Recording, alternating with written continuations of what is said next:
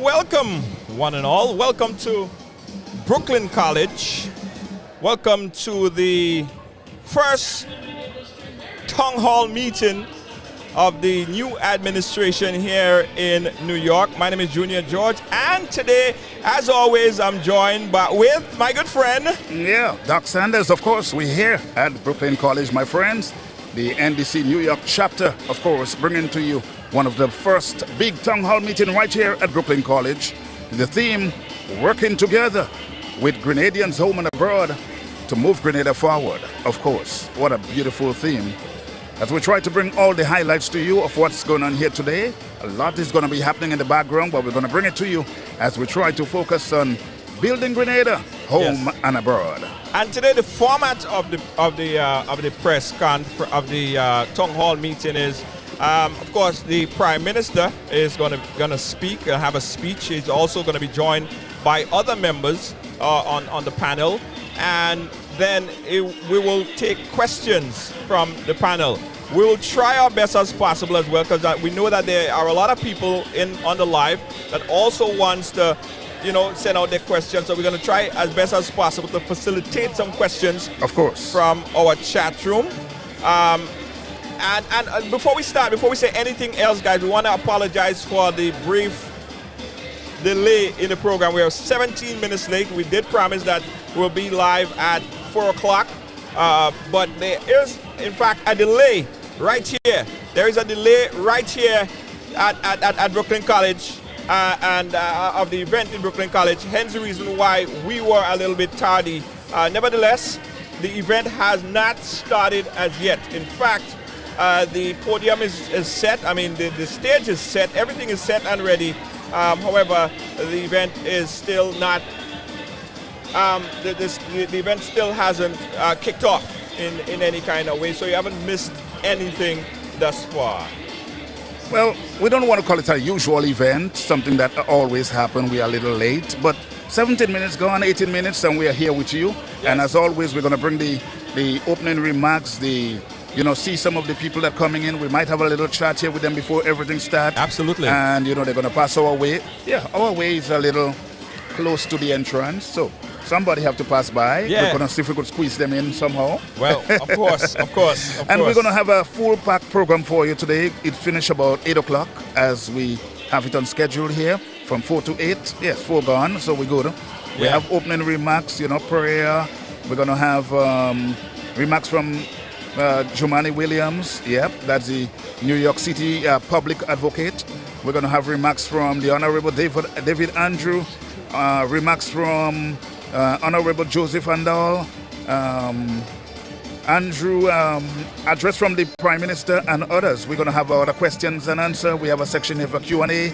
We're going to have the question and answer section coming up for you. So we have a packed program from 4 to 8, and it's going to be really great. Absolutely. So stay with us. We're going to bring it for you. Remember, it's not a party. It's something that is grand. Something that some people really look forward to having from a very long time. Yeah. We should have had it before the election. In fact, yes, I was just about to say that. Yep. This was started to take place a little bit before the election, but because the election came up and there were a conflict in the schedule, that the Prime Minister and the delegation decided to do this event virtually. Well, I think after the election was called, the date for the election was set. It's like everything else had to just, move away from schedule. So now we have it, and what a great time to have it too. Yeah, even better. And yesterday, Doc, I don't know, I didn't see you at the ball, but let me just tell you, you missed an amazing event. Yes, I heard so too. Absolute amazing event. Yeah, I heard so. I mean, listen, you know what I enjoyed about the event yesterday, right, is that Grenadians from all over the diaspora, not only folks here from New York only. We had people that came in from Canada. Yes. Folks who came in from... And they're still here. Today, right? Yes. They're not missing specifically to be a part of this event yesterday. Yes. They're not missing that at all. I was somewhere else yesterday evening, and I was scheduled to be at the park today with Casey and friends. Yeah. Down at Seaview. But of course, I can't miss that. I have to say, guys, I'll see you all another time. Yeah. We appreciate that. So it's going to be a grand event. The NDC New York chapter holding something very, very big here today, the town hall meeting. And my friends, the amount of people I heard say they're going to be here, they're not missing that. Well, it's going to be a grand time, and we're going to bring the stage to you. We're going to bring all the action via the stage. We are working on that. Everything is set. As soon as something happens via stage side, we're going to take you right there. Absolutely. You are seeing picture of the stage and everything else. The nice setting there, the flowers and the setting of the table matching the theme we have today. We bring in Grenada forward, Yeah. At home and abroad, joining forces, and we're going to do that today for you. The theme says working with Grenadians home and abroad in moving Grenada forward, to move Grenada forward. Yeah, and it's happening right here at the Brooklyn College, Brooklyn, New York. And let me take this opportunity also to invite the people that's here in New York. You still have time. In fact, if you are wandering around and you're looking for a place to come to, make your way down to Brooklyn College right now. One caveat though. Yes. You have to walk with your vaccination card, yes, whether on your phone device or physically, but you need to have your vaccination card available to show, because you could only enter this premises, and that's a Brooklyn College. Come with your ID with it too sometimes. They need to match it a little. Right. Just to say it's you. Not your sisters or not your brothers or not Junior on your borrow. So just have something to show it's you. That's your card and that's you. Absolutely. Yeah, just walk with it, please. And if you don't have it, you could walk with the last recent test that you took, the negative test. Negative COVID-19 test. Yes. Yeah. If you have a negative test, you still come through today.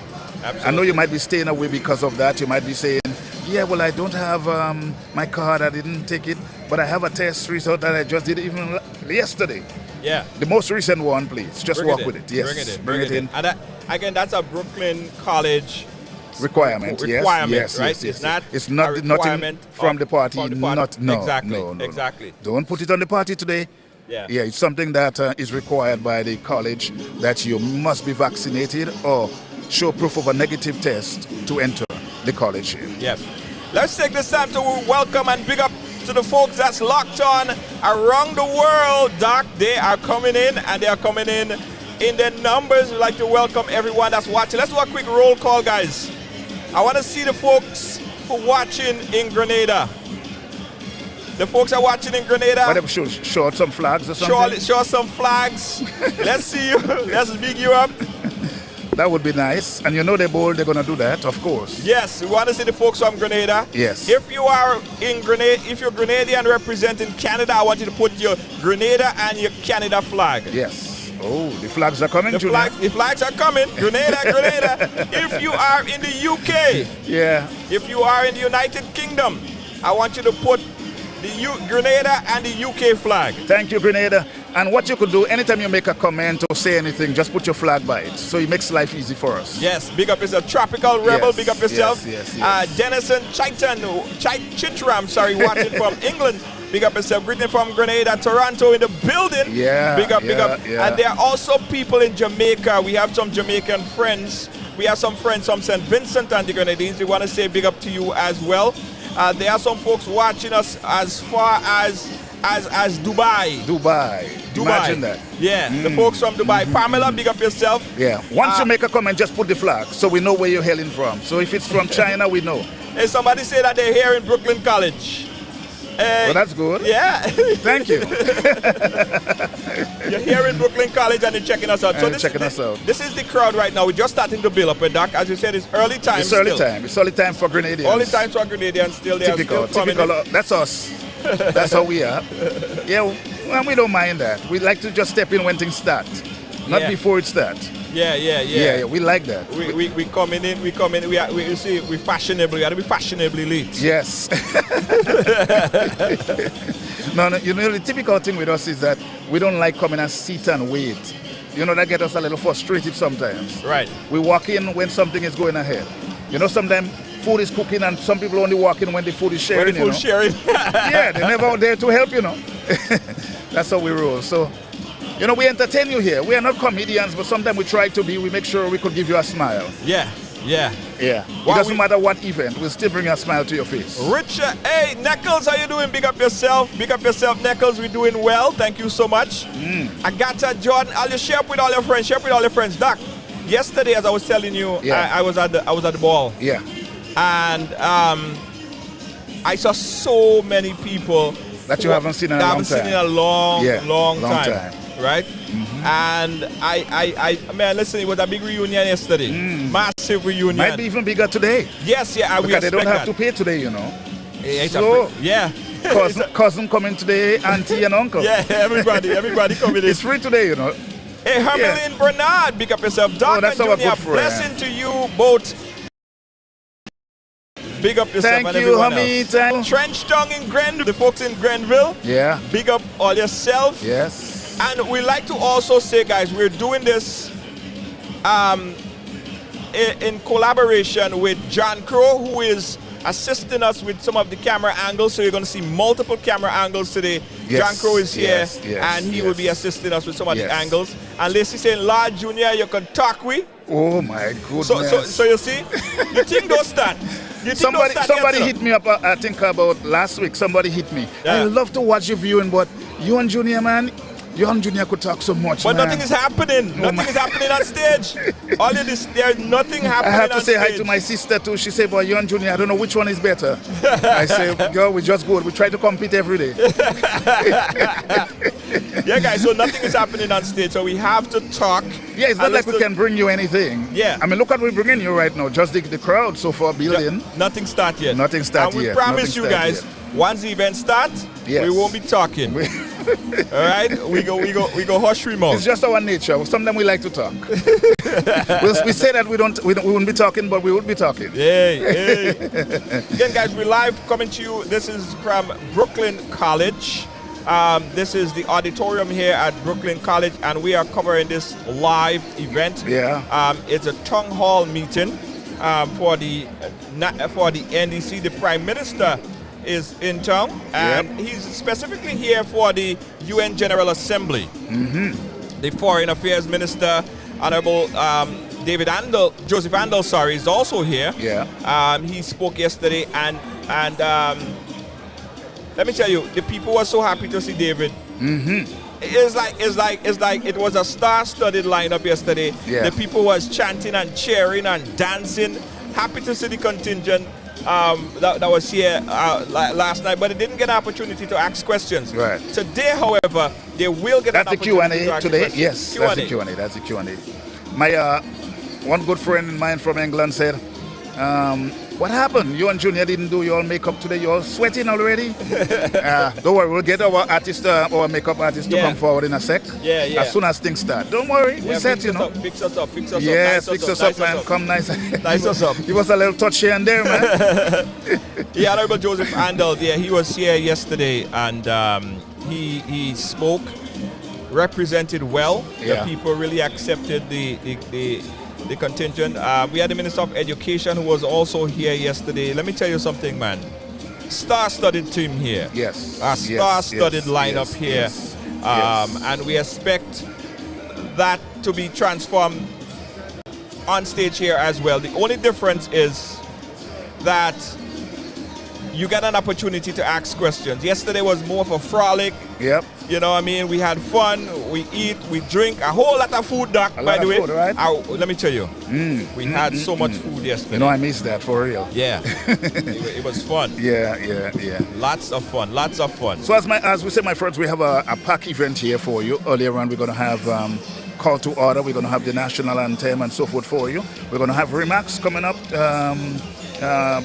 We're going to have some remarks from about, checking about 4:30, but it's gone already. That's around now. We should have that. We're going to have remarks from the New York City Public Advocate, Jomani Williams. We're going to have some remarks from Senator Honorable David Andrew. We're going to have remarks from Honorable Joseph Andel coming up for you soon. Then we're going to have remarks from the Prime Minister, the Honorable Dickon Mitchell. We're going to have a Q&A session. Of course, that's supposed to be around 7 o'clock. We're going to have that for you. And then we have the vote of thanks. So we have a pack event here, and it's going to start sometime very soon. Hopefully. Tomorrow is a working day, and we try to put it early so you could have some time for yourself to organize, to get home early and deal with the kids, deal with whatever you have to plan for work tomorrow. Yeah. So I don't think we'll go more than, we might start late, but we would not pass 10. Hopefully not. Hopefully not. Hopefully not. Hopefully not. We may not pass 10, but it was scheduled for 4 to 8. Yeah, yeah. So if we start late, we might go about 9. Let's see what happens. Yeah. But it's a pack event. Again, guys, we are here at Brooklyn College. Let me just remind everyone that the event has not started as yet. Nothing is happening on stage as yet. We're filling the void of nothing happening, just to let you know that nothing is happening. I'm just looking at the flower we have via the stage nice. there for you. Let's just look at the flower. Let's look at that flower. Some nice red roses in there. Yes. I'm loving it. I mean, we can bring a view like that for you too. Yeah. Oh, whatever the event you're having and you want your flowers look like that, maybe a wedding, and you need for us to be there to do the honors on getting your wedding ceremony pictures, whatever event, birthday party, sweet 16, a funeral, whatever it is. You need camera, you need lights, you need action. We're there. That's what it's all about. Yes. Guys, again, we're broadcasting live from the Town Hall meeting here in New York City. We are awaiting the delegation to come to the auditorium here, and as soon as they do that, we'll get an opportunity to speak to them. We'll also get an opportunity to talk to some of the patrons here at the Brooklyn College. Yeah. As we showed you earlier, people are just starting to come in. People just start to trickle in.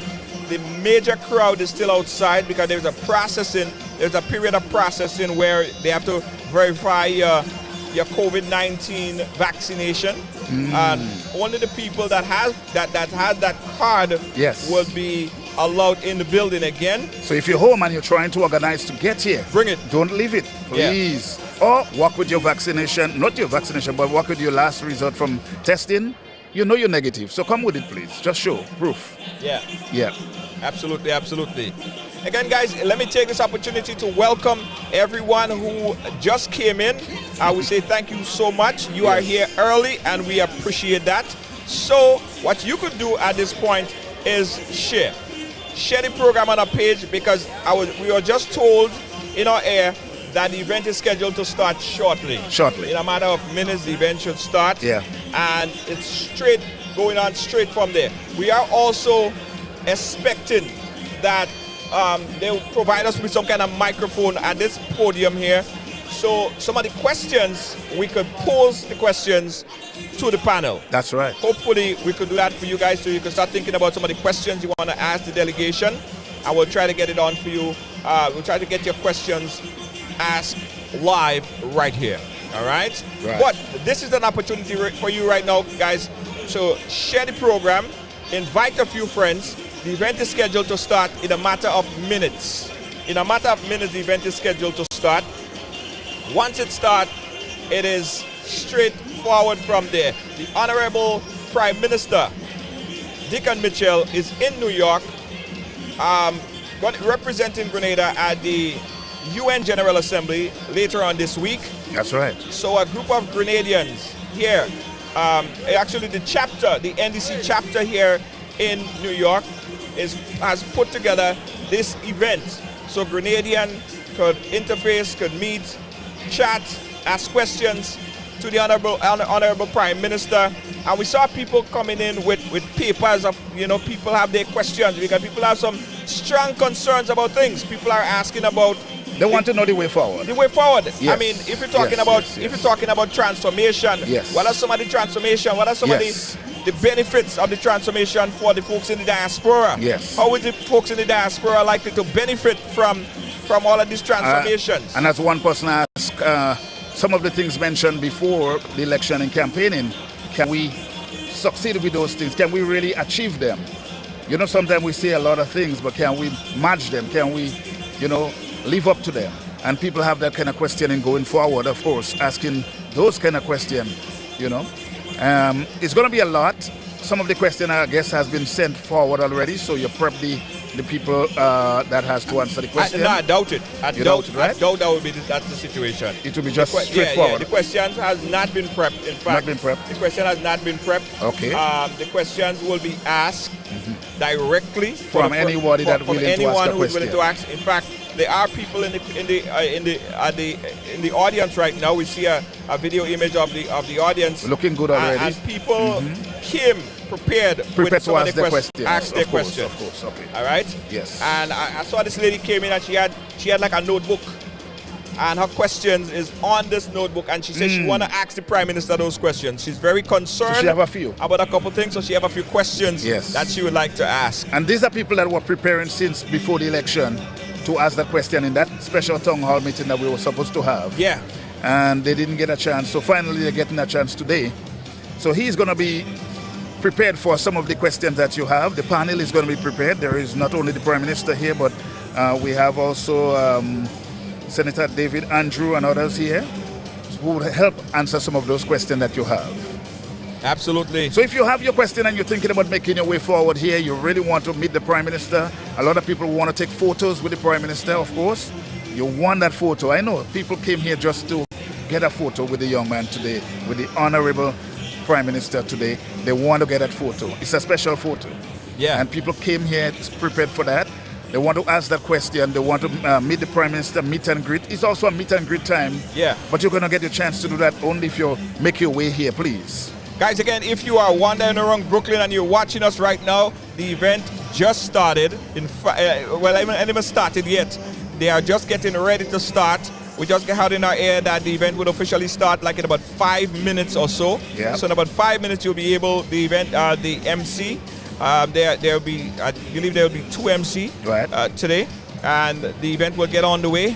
And so you're well in time. We're coming to you live from Brooklyn College, right? So if you are coming down right now, you get on North Strand. Yeah. You get in Flatbush Junction, North Strand, Brooklyn College. When you reach anywhere there, you just ask anyone. That's where they're heading. Look on the right side. If it depends where you're coming from. Yeah. And you by the train stop right there. That final stop right there. Look on the right side. You might see MCU Bank right there, and you just come through that alley right, and you're inside. Yeah, and you're right here. You're right here. Well, make sure, guys, that you walk with your vaccination. Your last COVID test. Yes. The negative one, please leave the positive one home. Walk with that negative test. Come with it. I know sometimes you had about 5 because one was positive. You get one that is negative. Walk with that one. Well, please. well. If you're happy about your positive COVID test and you hold on to it, just walk with that negative test, please. Come here with it, feeling happy. And if you really just want to walk with your vaccination card, some people don't want to walk with it. You could also take a picture of it. Yes, take a picture of it and put it in your phone and just come with that. And it's accepted at the door also. Just have an ID to match with that. Absolutely, all right? Absolutely. Again, guys, we are coming to you live. The event has not yet started, so we are here. I know you say we like to talk about things and we like to chat. Yes, you're not missing anything. Yeah. Come on, we won't let you miss anything. Not at all. I want to talk about the diaspora community here, right, in New York. What are some of the most pressing issues you think that affect people here in the diaspora? I think some of the issues is people looking to see how they can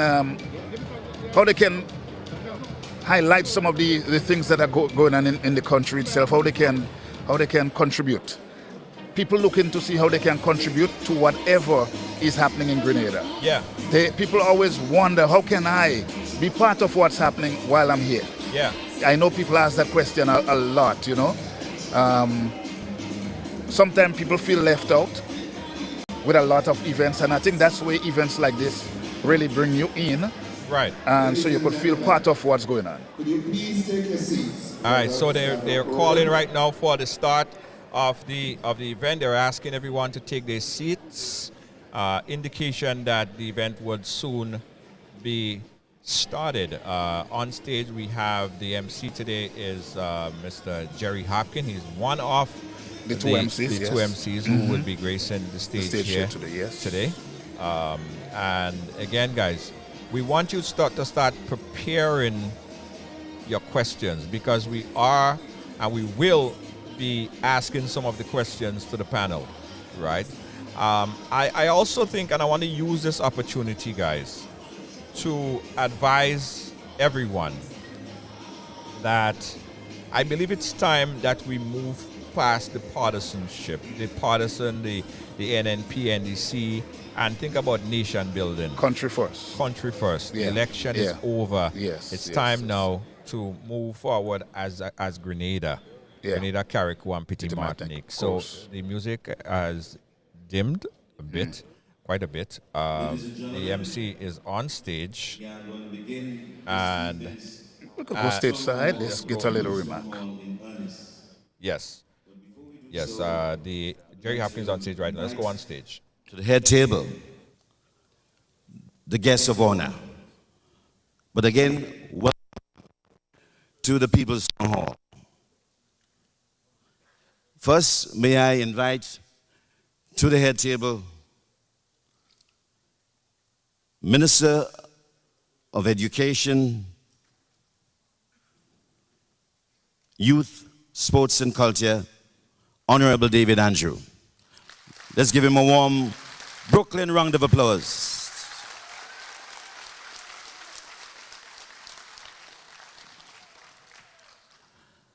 Secondly, I invite to the head table the Honorable Joseph Andel, Minister of Foreign Affairs, Trade, Export, Development.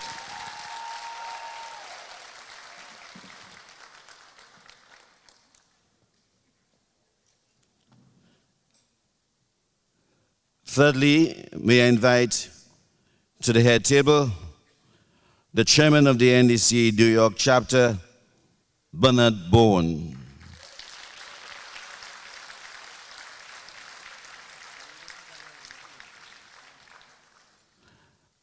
And finally, the man of the moment, a man whose name is synonymous with tongue halls, branded as such, the Honorable Prime Minister of Grenada, Honorable Dickon Mitchell.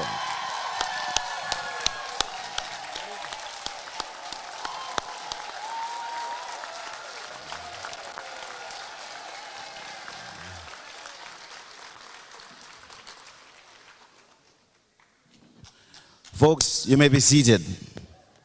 My name is Jerry Hopkins, and together with Ms. Janice Augustine, we'll be co-emceeing this evening's session, Town Hall session, the People's Town Hall, with the theme, Working with Grenadians Home and Abroad to Move Grenada Forward. In other words, engaging the diaspora as we transform Grenada. Ms. Once again, good evening, ladies and gentlemen. Grenadians, are you here? Is there anybody from Petit Martinique in here? Is there anybody from Carriacou? St. John? St. Mark? St. Patrick? St. Andrew?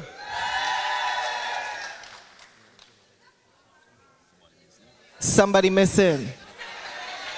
Did I miss somebody in geography class? Is there anybody from St. George here? Watch them tongue people now. Watch them tongue people now. All right. Is there anybody from the Virgin Parish, St. David? Welcome. Ladies and gentlemen, welcome. At this point, I'd like to invite Father Bain to lead the evening session with some opening prayer.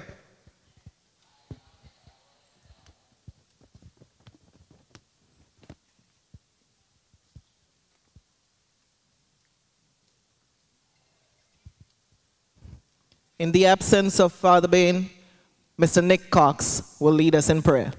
Yes, I'm not Father Bain. So bow your heads in prayer with me. You can stand if you wish.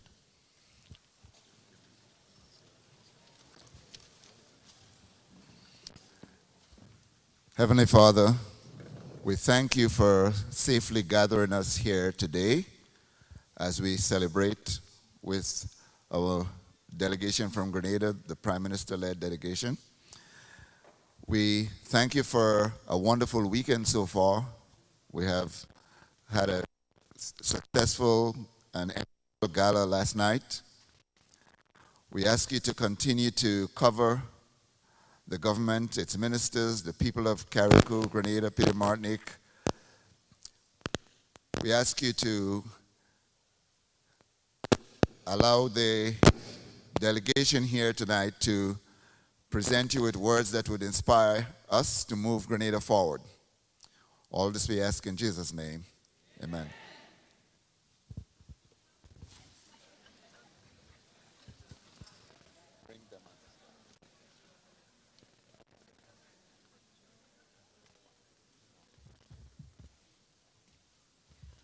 And folks, before we continue with the welcome remarks by Mr. Bernard Bone, I would like to also invite to the head table Advisor Orlando Romain, who is also the NDC PRO.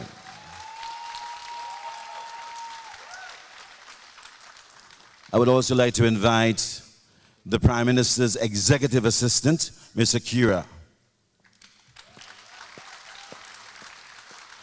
Akira Lessie.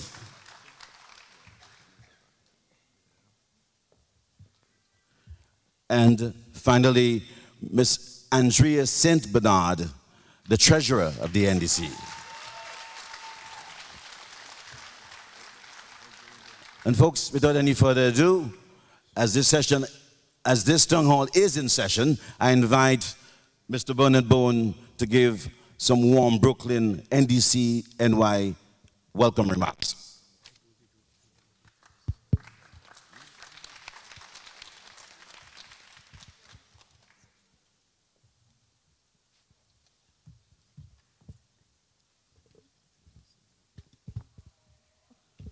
We're going to have now, just ahead of the welcome remarks, the national anthems. So may you please stand.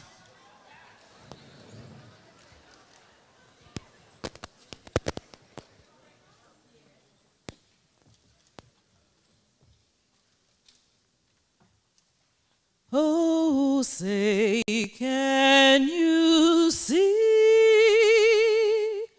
by the dawn's early light what so proudly we hailed at the twilight's last gleaming, whose broad stripes and bright stars through the perilous night o'er the ramparts we watched were so gallantly streaming, and the rockets red glare, the bombs bursting in air, gave proof through the night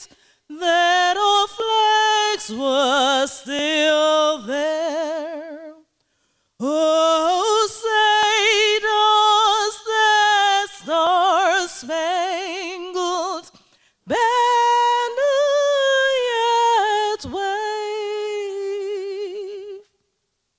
o'er the land of the free and the home of the brave?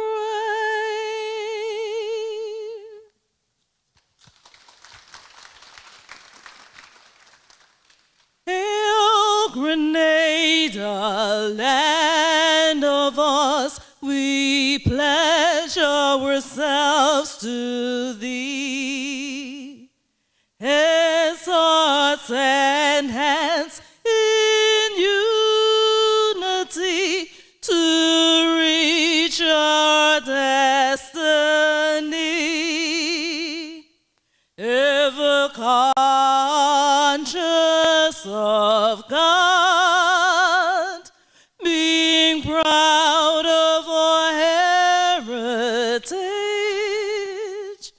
may we with faith and courage aspire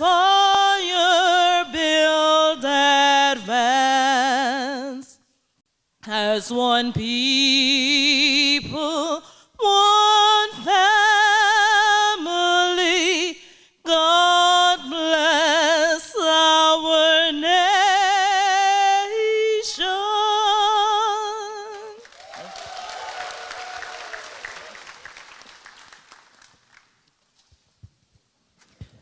Thank you very much, Natifa. At this point, we'd like to get into the official program with the speeches. Again, guys, you're watching a live broadcast here of the Town Hall meeting. We invite everyone that's watching to take this opportunity to share the program, give everyone else an opportunity to watch this exciting event here live from the Brooklyn College Auditorium. Let's go back on stage.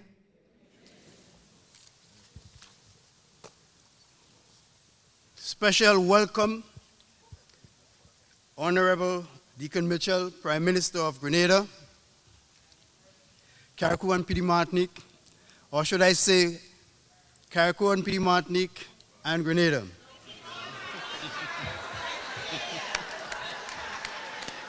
I know, I don't want to steal his thunder. I want him to say to you.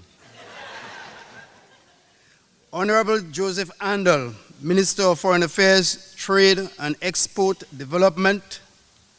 Honorable David Andrew, Minister of Education, Youth, Sports, Culture.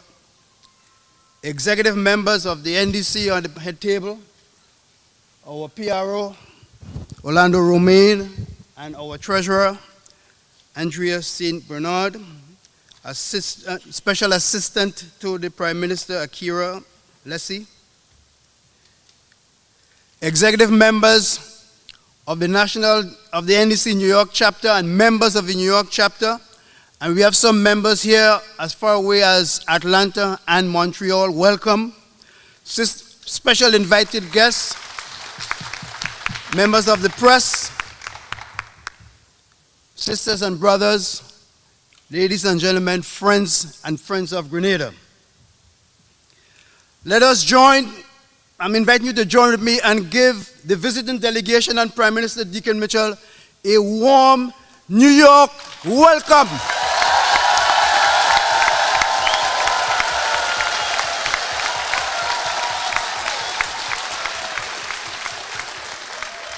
Special welcome to the delegation. The delegation had a major treat so far. Last night we celebrated a special dance and ball in his honor, and I know they were thrilled. They were excited, and everybody who was present also was excited. We also had a special gathering with members of the party and the visiting delegation, and that was also a beautiful session, together with a special internet discussion with some notable Grenadians across the globe. I think that is going to lead to something big for the government of Grenada and the people of Grenada in the near future. 1 year ago, or just about a little over a year ago, most people, most Grenadians who are familiar with our politics, our local politics, may have discounted the prospects of the NDC, especially after 2 consecutive whitewashes. They thought that NDC was flat out, knocked out, and there was no more life in the NDC. In fact, some people even started to encourage NDC members to go the other way, find another home, go to another party. But there were core members of the NDC in Grenada and in New York who said, no, we have to stand up and fight for our party, because the core values of the NDC strike a chord with most ordinary people. Unity, vision, and benefits for all. Not some, but all. When NDC rules for all Grenadians. But we had one problem 1 year ago, and that is we did not have what it takes at the moment, at least so some of us thought. But through a process of discovery, NDC took the decision that, look, we have made mistakes in the way we go about finding leaders. It is not just shuffling a pack and pick out any old card from that pack, especially if the pack of cards is old. You got to get a brand new pack, and that's what we set out to do last year. And as we search, and we keep searching, somebody drew a card. And that card was the card NDC needed more than anything else. We wanted someone who the Grenadian people and the people from Carriacou and Petit Martinique could believe in, and who they were willing to vote for. And we found that card in Honorable Prime Minister Dickon Mitchell.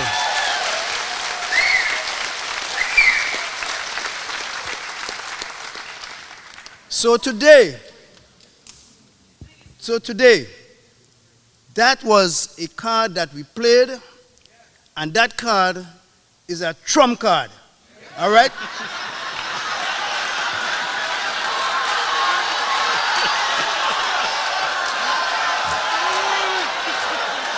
Not the fake news trump card I'm talking about.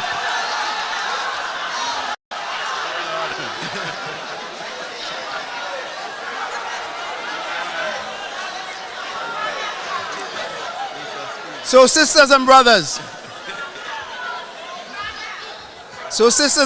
today we want to introduce to you.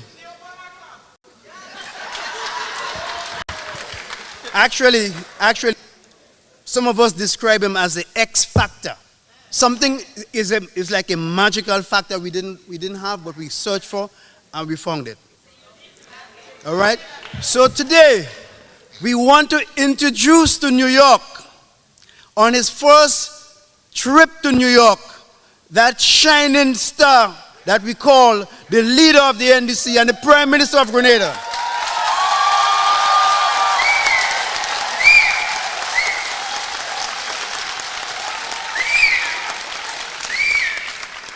Some people in the audience and some people home who are listening might still think they are dreaming, because they didn't know NDC had what it takes to unseat what they thought was an incumbent that was undefeatable. But with a few gentle strokes and a few magical words, we persuaded the Grenadian people. In fact, Prime Minister Dickon Mitchell persuaded the Grenadian people that we had what it takes to transform Grenada and move Grenada forward.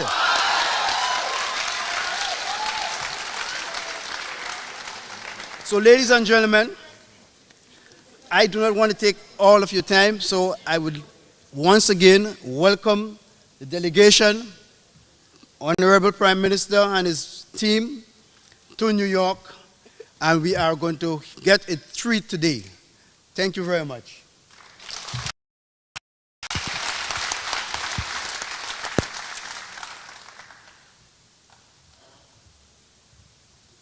Ladies and gentlemen, and to those on the again, Doc, let me just butt in right here and remind everyone that you're watching a live broadcast of the town hall meeting here in New York by the NDC the government of Grenada. They're here for the UN General Assembly, and this event was put together by the NDC New York chapter. Doc, the people really didn't like when he mentioned the trump card. Well, we'll talk about that. Let's go back on stage. Honorable Prime Minister Dickon Mitchell, colleague Minister of Foreign Affairs, Honorable Joseph Andal, Chairman of the New York chapter, Brother Bourne, other distinguished members of the NEC at the head table, personal assistant to the Prime Minister, Sister Kira. Distinguished ladies and gentlemen, New York family, good evening. Good evening. Right, you hearing me a little better? Yes. Well, thank you. Right. It's really a pleasure to be able to speak with you this evening briefly. in my capacity as Minister for Education, and more so member of the National Democratic Congress, caretaker for St. Andrew Southeast.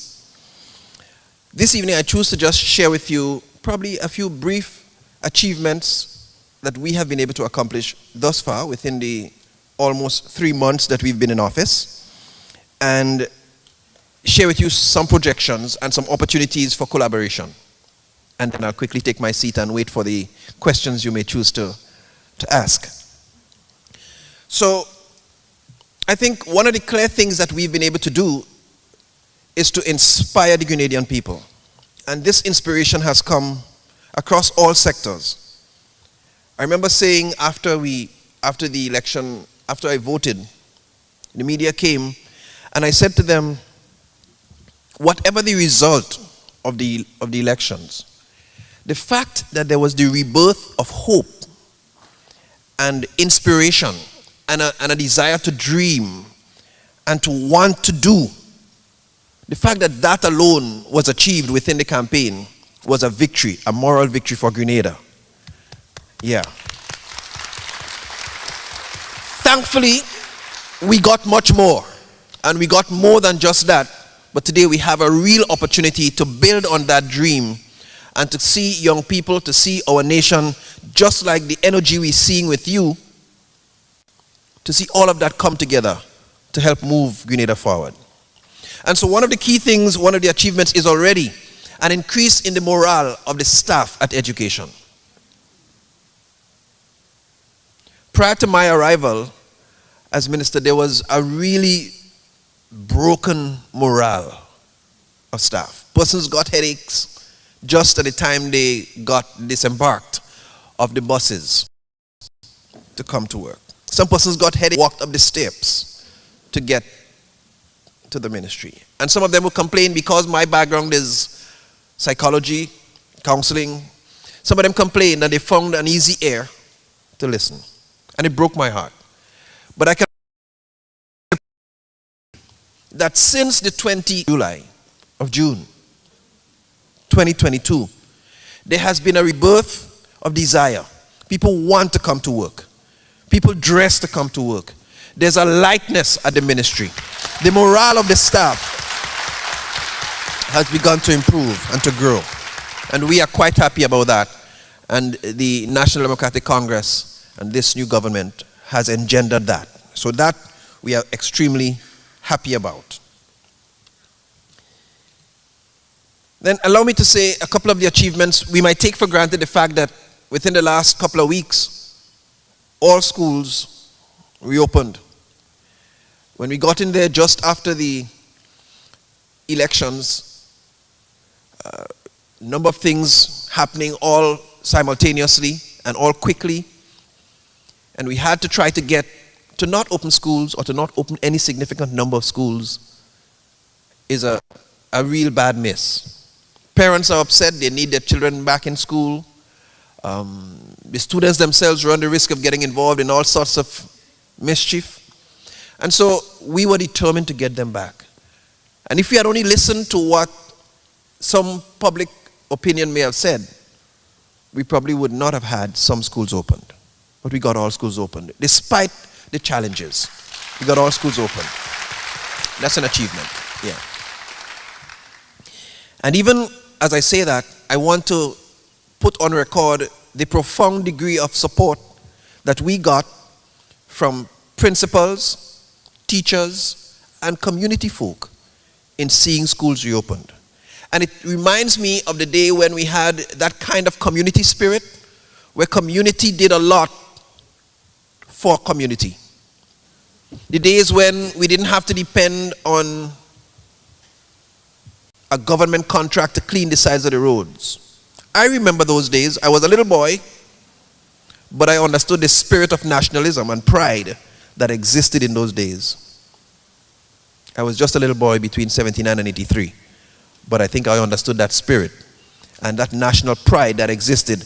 And I felt a bit of it as community people, truck men came to help with moving things in some schools where we had to make alternative arrangements.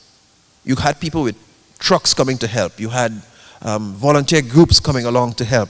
to power wash and to clean, to make sure that whatever repairs were taking place, that adequate cleaning and preparation could be done to have schools reopened. And we want to put on record our thanks to all of the persons involved, principals, teachers, community. And it shows the goodwill that we have awakened, and we want to capitalize on that and keep building as we go forward.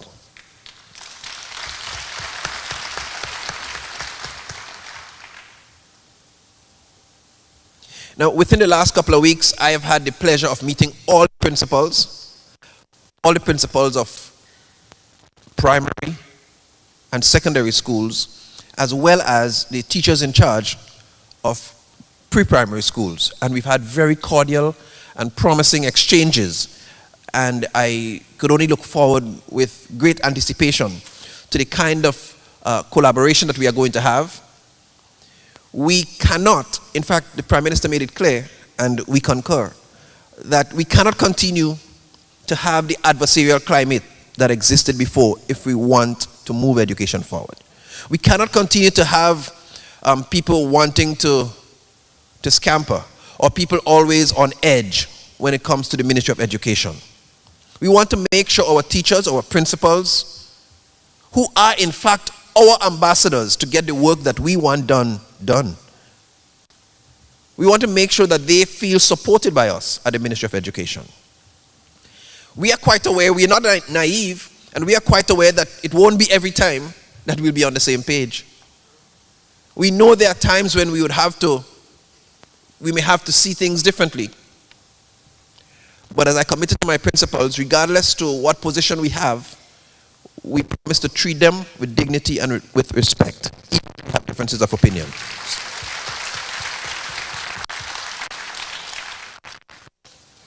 And so,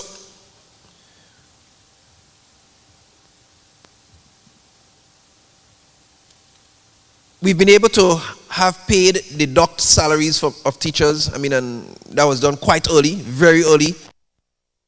The Prime Minister got sworn in, the declaration was made.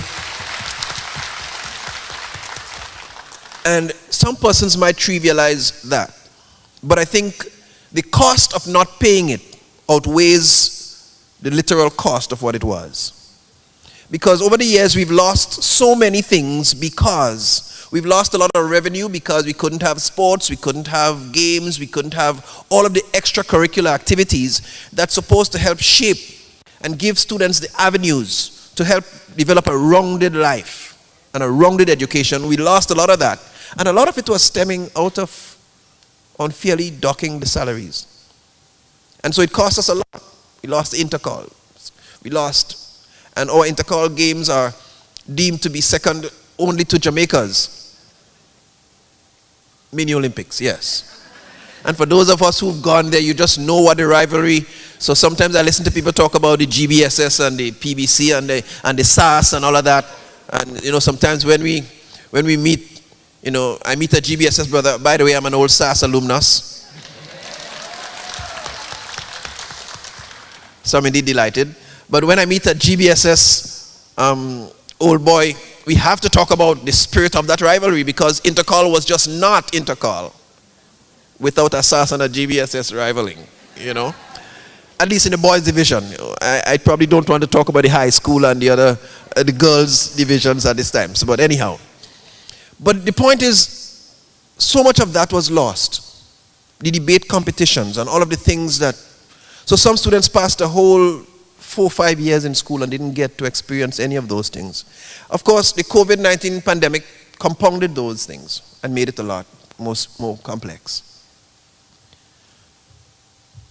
But the repayment of the docked salaries certainly sets that platform for the reintroduction of sports and games. And we've moved in that direction already. We've engaged the Ministry of Sports. We've engaged the unions. And we now look forward to the reintroduction of those games. So come October next month, we hope to have, in collaboration with the the Department of Sports, because it's Ministry of Education, Youth, Sports and Culture. The Department of Sports, we hope to have the commencement of several of the games, football and the netball, and some of the sporting activities that we had missed for a long time in our school system. And we look forward, that's an achievement too. In addition to that, we have engaged the coaches in the sporting division to assist in coaching our primary school students so that they too can get more meaningfully involved in physical activity, sports and games. We have been concerned that the research had indicated over the last several years that there was increasing obesity among students. And so we are happy to collaborate with the Division of Sports to see our coaches deployed in our primary schools to assist with physical education, sports, and coaching activities.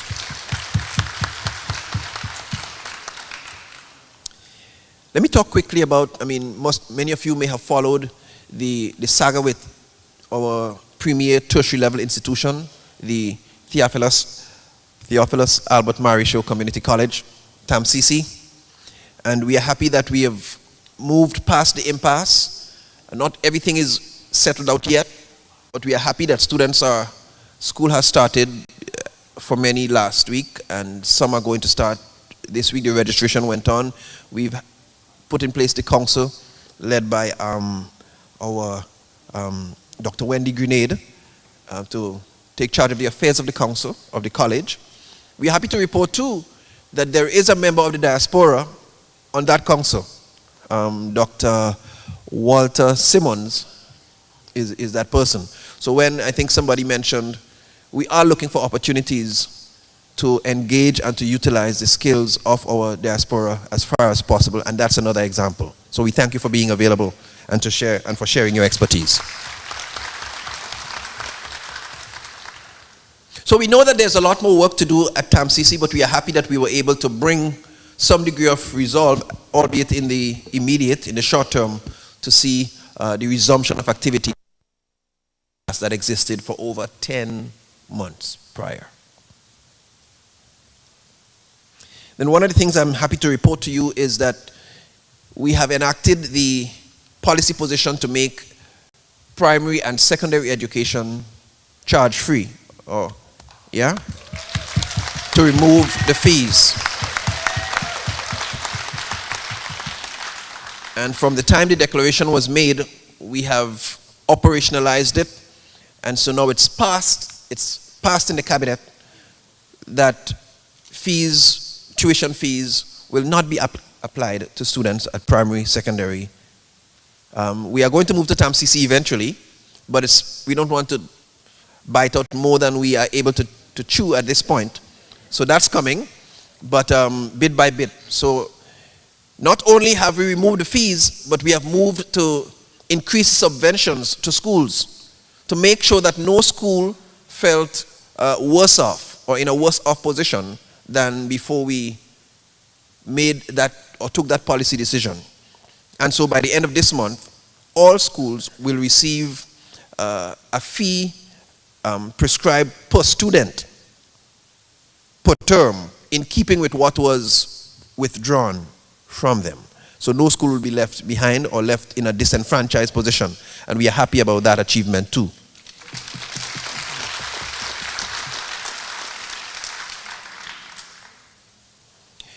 Included in that, I must say, is the fact that for the first time in the history of our preschools, our early childhood development centers, there is going to be a subvention to our preschool teachers and our preschools. That's important. That's history making, because that was never the case before.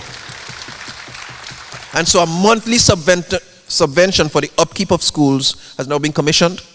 And so teachers in charge, as we call the persons who lead, are in a better position to take care of the affairs of the preschools. We understand how important early childhood education is. In fact, if we get it right there, much of the work later down becomes easier. And we were aware of it. And so we were happy to have made that decision. Right? So let me move along quickly though and just focus, because I don't want to overspeak. So I shared what I perceive as some of the successes that we have had since we've taken office. A couple key areas of focus. As part of our transformation agenda, we really want to focus education from early childhood through the mainstream, right into adult and continuing education. Yeah? We do recognize that some areas have been left out, not fairly treated, and so we want to give meaningful attention right across. We want to do emphasis in early childhood education. We know there are things we must do in the mainstream. We want to take care of our special needs populations. I know some people asked me about that last night. And we want to strengthen the support structures we have for them. And we also want to take care of adult and continuing education, because we know there are gaps that we need to fill. The technologies are passing some of our adults by. So even when we move education, learning and online, our adults, many of them, are not able to meaningfully cope and to support children, their children. And so we need to do some work there too. And that's part of the plan. And then we want to give good focus to transformation in ICT. COVID-19 pushed us learning, where there was a drive to distribute e-learning devices. And granted, that was absolutely necessary. When we look carefully at it, there's a lot more that needs to happen. The access, because when we looked at it, access was still a challenge for many. And then the ability to even to ensure that teachers were appropriately prepared and resourced to use those modalities, in some cases, proved to be a challenge, because we have senior teachers too who would need the extra push and the extra support. And then coming out of that, apart from just access, we need a learning management system, which I think we've fallen short on. A strong, a robust learning management system that will cater for content development, content upload, interactive activity, so that it broadens. If we tie that in with access, then we create a stronger platform for our students to be able to meaningfully benefit from ICT.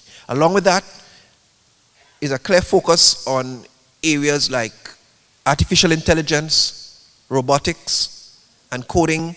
So some discussions are already on the way with our ICT department, engaging not only the learning management system, but also the engagement of persons interested in coding and how it's going to work out, whether we start with problem solving, what's the best roadmap to get to where we want to get in terms of letting our students leave with deeper skills in those areas. It's a clear commitment we have, and we are heading in that direction.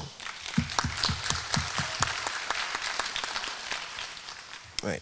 There is also an increased awareness of the need for greater skills. Technical and vocational education. I don't think we've done enough here. That there are severe skills gaps, and we have taken note of that, and we are going to be deliberate about our attempts to increase the availability of skills education and the levels of skills education, the NVQs and the CVQs. And so we are looking at where we put it, not just in the school system, but in communities as well. In the communities can benefit from those facilities. We are quite thrilled at the challenge and the opportunities that exist before us, knowing full well that education is probably one of the single most transformative elements of this agenda that we talk a lot about.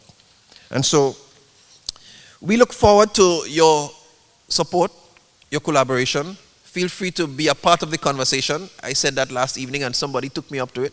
Somebody said, you said to be a part of the conversation, so I'm coming. And we appreciate that. It's really good to know that we have several Grenadians all over the world, New York in particular now, who are willing and ready, whom we can call on should we need support in ICT, or early childhood, or special needs. Should we reach a roadblock? I mean, we have some degree of expertise at home, but your own experiences in a different first world society certainly could help to bring a broadened perspective that we will well benefit from as we move in our transformative agenda. So let me stop talk and say, I didn't even talk about student support and all of that. There's a lot to talk about, but I will just let you know that we are very, very thrilled at the prospect and the opportunity we have as a young, energized NDC and a young, energized team to be involved at this time in the transformation of Grenada and setting up a better, brighter future, and me particularly, through education. Thank you very much. Anything you could find, anything biteable. And yes, we are back. Nice, nice, and nice. Doc, what's your takeaway? Nothing so far. We are doing very well so far. The crowd is building, and I'm loving it. Absolutely, absolutely. Again, guys, we are... we had only one thing that we need to highlight coming up soon as we get the space with the Trump card issue. Yeah, that coming up sometime. But there are some very key points that were said by the Minister of Education here, which I think is very important to note. Touch education and so forth. Yes. Especially dealing with coding and the educational standards, because those are Jamaica, right? I was looking at a news brief from not Jamaica, Barbados, where the Prime Minister is the Prime Minister of Barbados is looking to move deeper into coding and make Barbados the epicenter of coding in this region. It's a big area. It's a big area, and gaming as well. Yes. I think that it's important that the educational standards change for the times, for the new economy, and I think that's very important that we get stuff like coding and even telecommunication monetization and all this stuff. As the minister said, we know where we are and we have a long way to go. Yes, absolutely, absolutely. Guys, we are broadcasting live from the Brooklyn College. Let's go back on stage. Good enough, thanks. Thank you, MC. Prime Minister, Honorable Dickon Mitchell. And I believe that this event was organized by the NDC New York chapter. So I'll give you your other title. Political Leader of the National Democratic Congress, fellow cabinet colleague, Honorable David Andrew, Minister for Education, Youth, Sports, Culture, and I hope I didn't know about anything.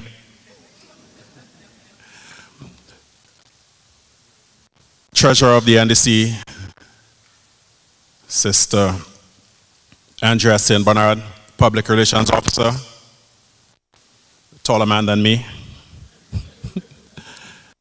Brother Orlando Romaine, Kira Lessie, Assistant to the Prime Minister, members of the Executive, General Membership, Grenadians and Friends of Grenada present, and those following online, good afternoon to all.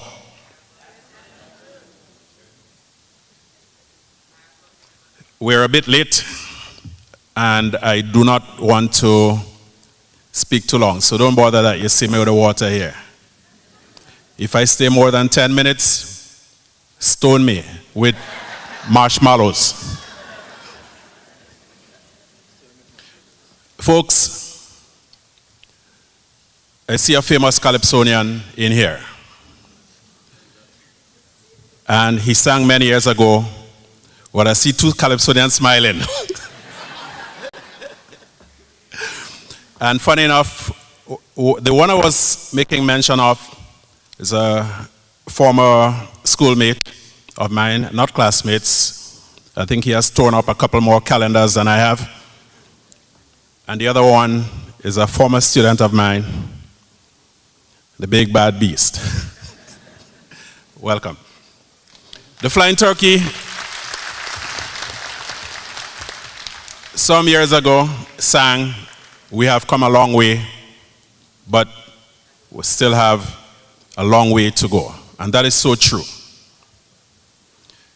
1979 was about what? 43 years or so ago. In 1980, Grenada began a process of adding value to its agricultural products by initiating an agro-industrial plant 40-something years ago. Today, we are talking about starting agro-industries. And as the late African teller sang, yet we going forward. You heard the Honorable Minister of Education pointing out as an achievement the removal of school fees at the primary and the secondary level. Ladies and gentlemen, as much as the NDC government must be lauded for this, I cannot in good conscience call this progress, because that was something that the revolution did 43 years ago.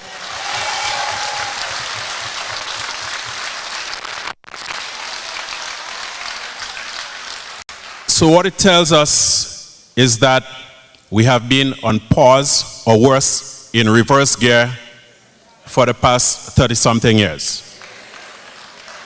Fortunately, the people of Grenada were presented with a genuine alternative and did not hesitate to grasp it with both hands. And we pledge to you, sisters and brothers, that we are not going to disappoint you.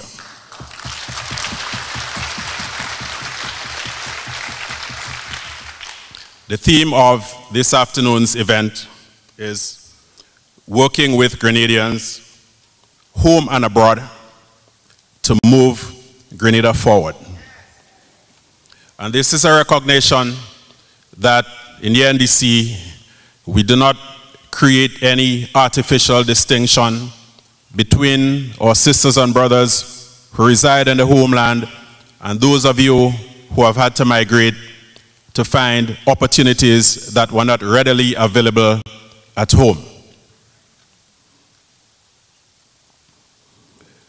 We complain about a lot of things, and we have every right to. But a few months ago, the political leader and I, we made a trip to South Florida.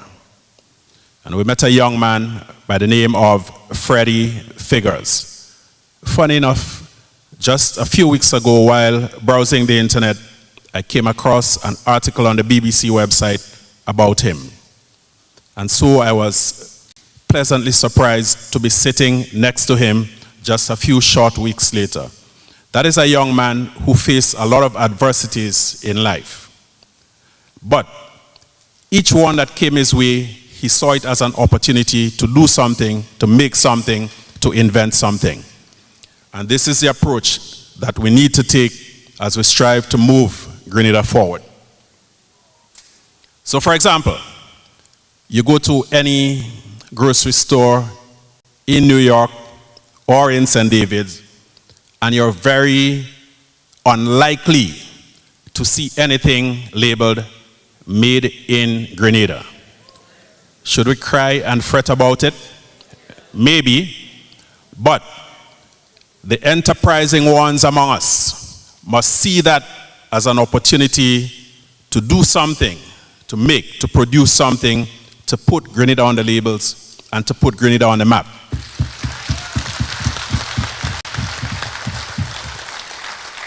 So I'm putting out the challenge to all Grenadians, home and in the diaspora, to start looking at the problems we have and coming up with the solutions to them.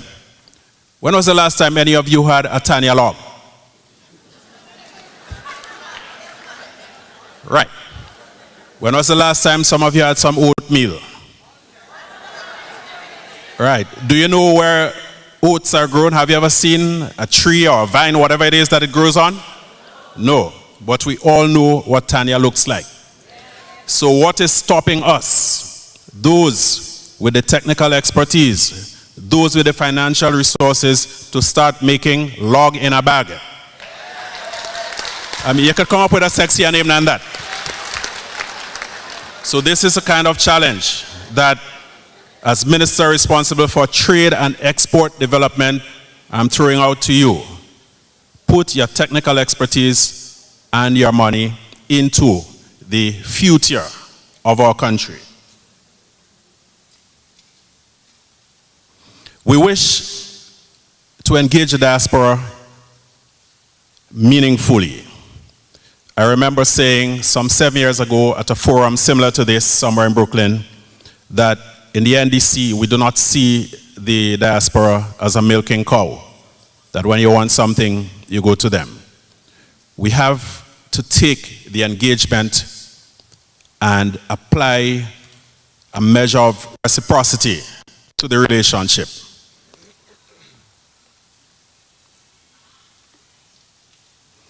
There are other areas of streets. Many of them retire and go back home to paradise. And I'm not talking about St. Andrew, Brother David. You wish to retire and go to St. Patrick. But you're concerned, rightly so, about the poor standards of healthcare in our country.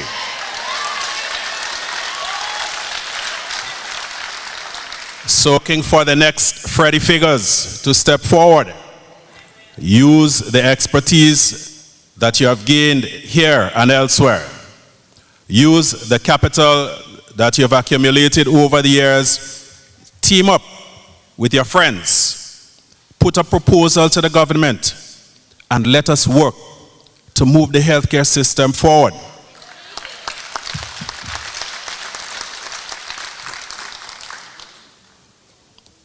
Going back to the question of adding value. If you buy a snapper, it has a lot of bones, it tastes good. In Grenada, I think it's retailing at about 10 EC per pound.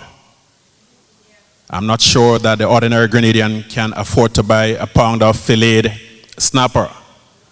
All of these are simple areas that we can invest in, add value, make money for yourselves, and add something to the economy of our country. That is the type of engagement we'd like to see. Curing, dehydrating, fish, agricultural produce. Tremendous opportunities exist in these areas. And again, we are asking you to come forward with your ideas, your expertise, and your money, and let us make it happen together. Air transportation is a nightmare. In Grenada, sometimes we feel like Robinson Crusoe. We can't get out. Or for those of an older vintage, we feel like Brian Nancy on Bud Cherry Island. What is stopping you from teaming up with friends, putting a proposal to the government and saying, hey, I have this idea.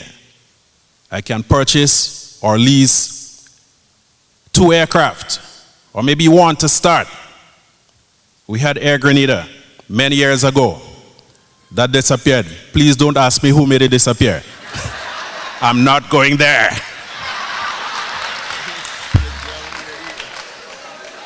But seriously, this is the type of conversation that we need to have in order to break the isolation that we currently find ourselves in as it regards air transportation.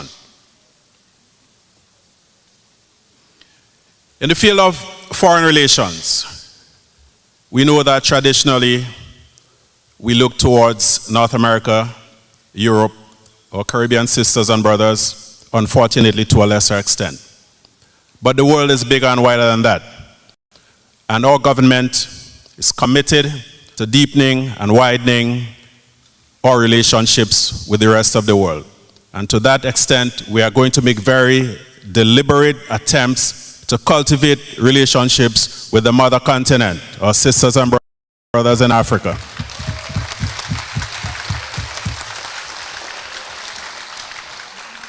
A few years ago, CARICOM took a decision to make Spanish the official second language of the CARICOM region. Yet, we have done very little to cement, or first to establish and then cement relationships with our sisters and brothers in Central and South America. South America. And this is going to be an area of focus for this NDC administration going forward.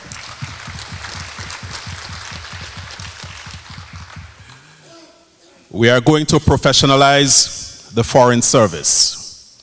Over the years, an unfortunate situation developed where people were literally sometimes picked off the streets, and as one staffer said to me, microwaved and overnight made into diplomats to represent Grenada.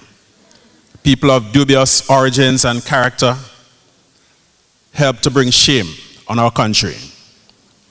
Now, we recognize that given our limited financial resources, that we may not necessarily be able to fill all of our diplomatic posts with nationals. But we give you the commitment that in every instance, we are going to look first and foremost to and for a Grenadian.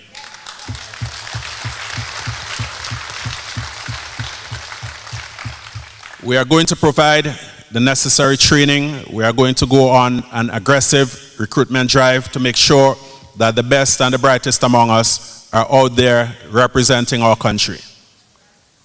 In the few instances where we may have to depend on non-nationals to provide consular services and so on, we are going to ensure that they are properly vetted and that it is not going to be a system of pay for play. This is the type of thing that has landed us in hot waters before, and we are committed to avoiding going down that road. Ladies and gentlemen, I believe that I've exceeded my 10 minutes. And so I wish to thank you for organizing this event, for inviting us, for coming out to hear us, to listening. And as the motto of the NDC goes, let the people's voices be heard. We are going to be here prepared to answer your questions as truthfully as we possibly can. I thank you very much for your attention.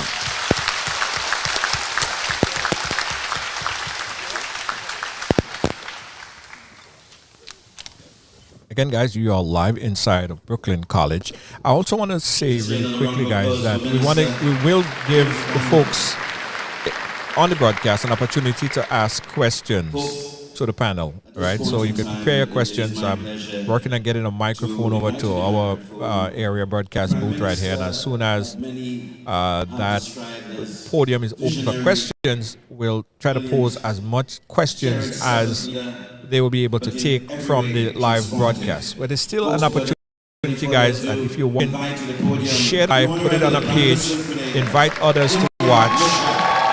And if you, however, is somewhere in the New York area, you still have an opportunity to come on down and be a part of this massive and festive event. Back on stage right now.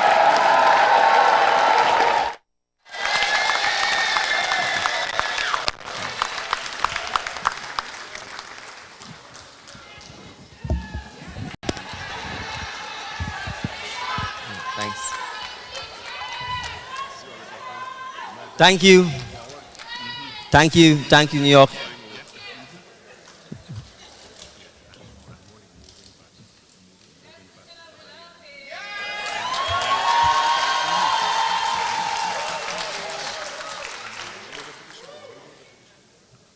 Whoa.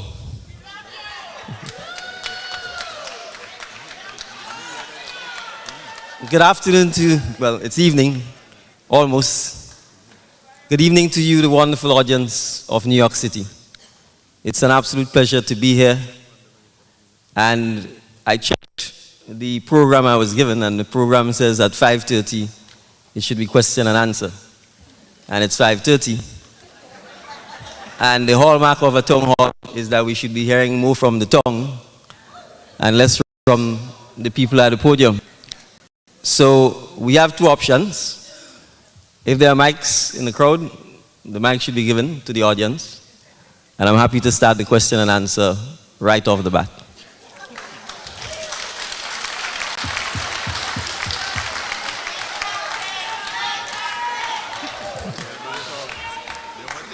But let me say this. First, let me recognize Bernard Bone, chairman of the New York chapter, for the effort, time, and resources that he and his had to, no doubt, over the last several weeks to plan last night's activity. And so to all of those who volunteered or helped contributed toward the events, I want to say a special thank you. I think last night was wonderful. It was energetic. Those of you, if you missed it, you missed a good time. So I'm sure the next time when you're invited, you'd ensure that you're there. So really, it's heartfelt appreciation, Bernard, to you and your team. I know you've stayed the course over the last several decades, championing the national democratic cause. And this is an NDC event. So a special thanks and appreciation to you and the team. So if you can, a round of applause for Bernard.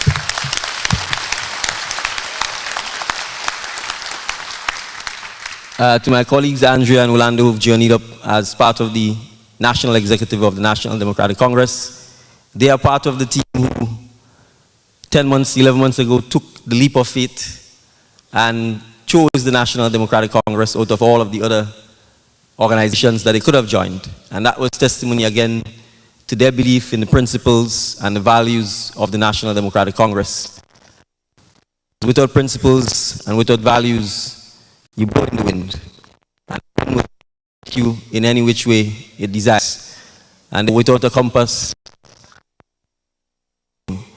And so clearly, the resurgence and the victory of the National Democratic Congress at the June 23rd elections is a recognition that though you may be knocked out a couple of times, as long as you are not dead and buried, you can always rise again, and you can always fight again, and you can always be victorious again. To my colleague, the Honorable Minister for Foreign Affairs and Trade, he too has stood the test of time.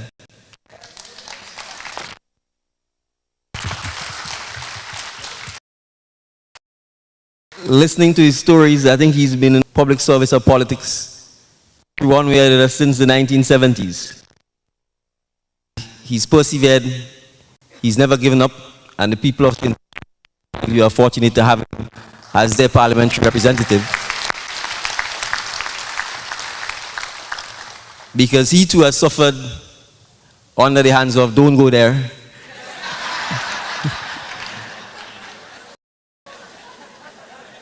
For his steadfastness to principle and to value. And don't go there as a habit of wanting to buy or purchase everything and everybody. And when they recognize that you're not a transaction, that you're invaluable and you are priceless and you can't be bought or sold, they eventually get the message. So I think eventually they left him alone, and so we're happy to have him here. The Minister of Education, thank you for journeying up with me. We are attending events tomorrow together to deal with transforming education and transformative values. And I was happy to hear him address you on the current trends that we intend to address and the current issues we intend to address in our education system in Grenada. Because make no mistake about it, if we are going to transform Grenada, we have to transform the education system. And if we are going to transform our people, we have to transform the education system. And some of that transformation might be uncomfortable, it might be painful, but we have to do it. We have no other choice. Our only asset, not just our best, our only asset is the people of Grenada. And if we don't invest in knowledge, don't invest in education, if we don't spend more of our budget and more of our GDP on education, we will continue to be not just in stagnation, but in the reverse mode he has spoken about. The reality is, we had a period of forward movement between 1979 and 1983. But certainly from 1985 onwards, our education system has remained largely stagnant. It is not aligned to economic reality. And I can give you a simple example. The landmass of Grenada is 27 times smaller than the territorial sea of Grenada. Yet, there is almost no reference in our education system to the ocean, to the sea, to our beaches, to our coral reef, to fishing, to preservation of our fish stock, to learning to fish, to the preservation of fish, to the processing of fish, or to the sale of fish. Our education system makes absolutely no reference to that issue. It makes no reference to boat building, to boat repairs, and the list goes on and on. That is the reality. You only learn to build a boat if you're from Piti Matlik and Karaku. Or from Gov, or Marian, or Subies. That's the truth. But if you're not from these villages, the likelihood that you learn how to build a boat or repair a boat is slim. It's either because you have an uncle or father or brother or someone who will pass that knowledge on. But our formal education system does not address that alone. And I make this point to say, it is not that difficult to transform Grenada. It is not that difficult to match our education system to the actual realities of what we face. But it seems over the last 30 or 35 years not to have been any political or leadership will to do so. But that stopped on the 24th of June 2022.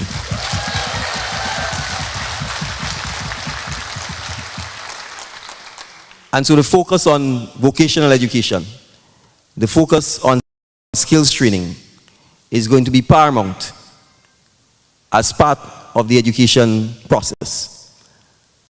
But there's also an underlying factor that we have to deal with. A man who makes his money practice law is not qualitatively superior than a man who fishes.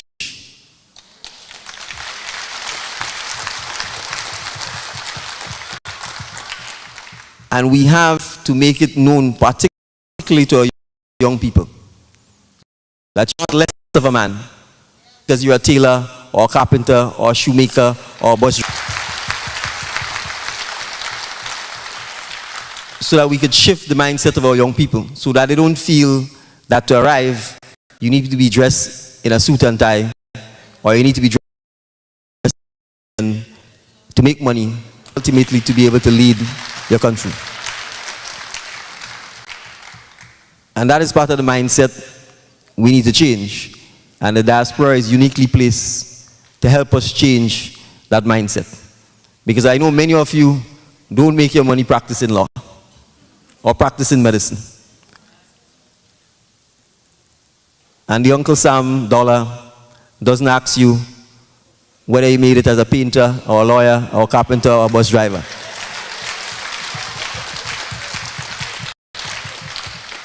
So when you send the money back home, or when you come back home to spend that money, we need you to encourage our Grenadians to know that it doesn't matter where it comes from, as long as you worked for the money.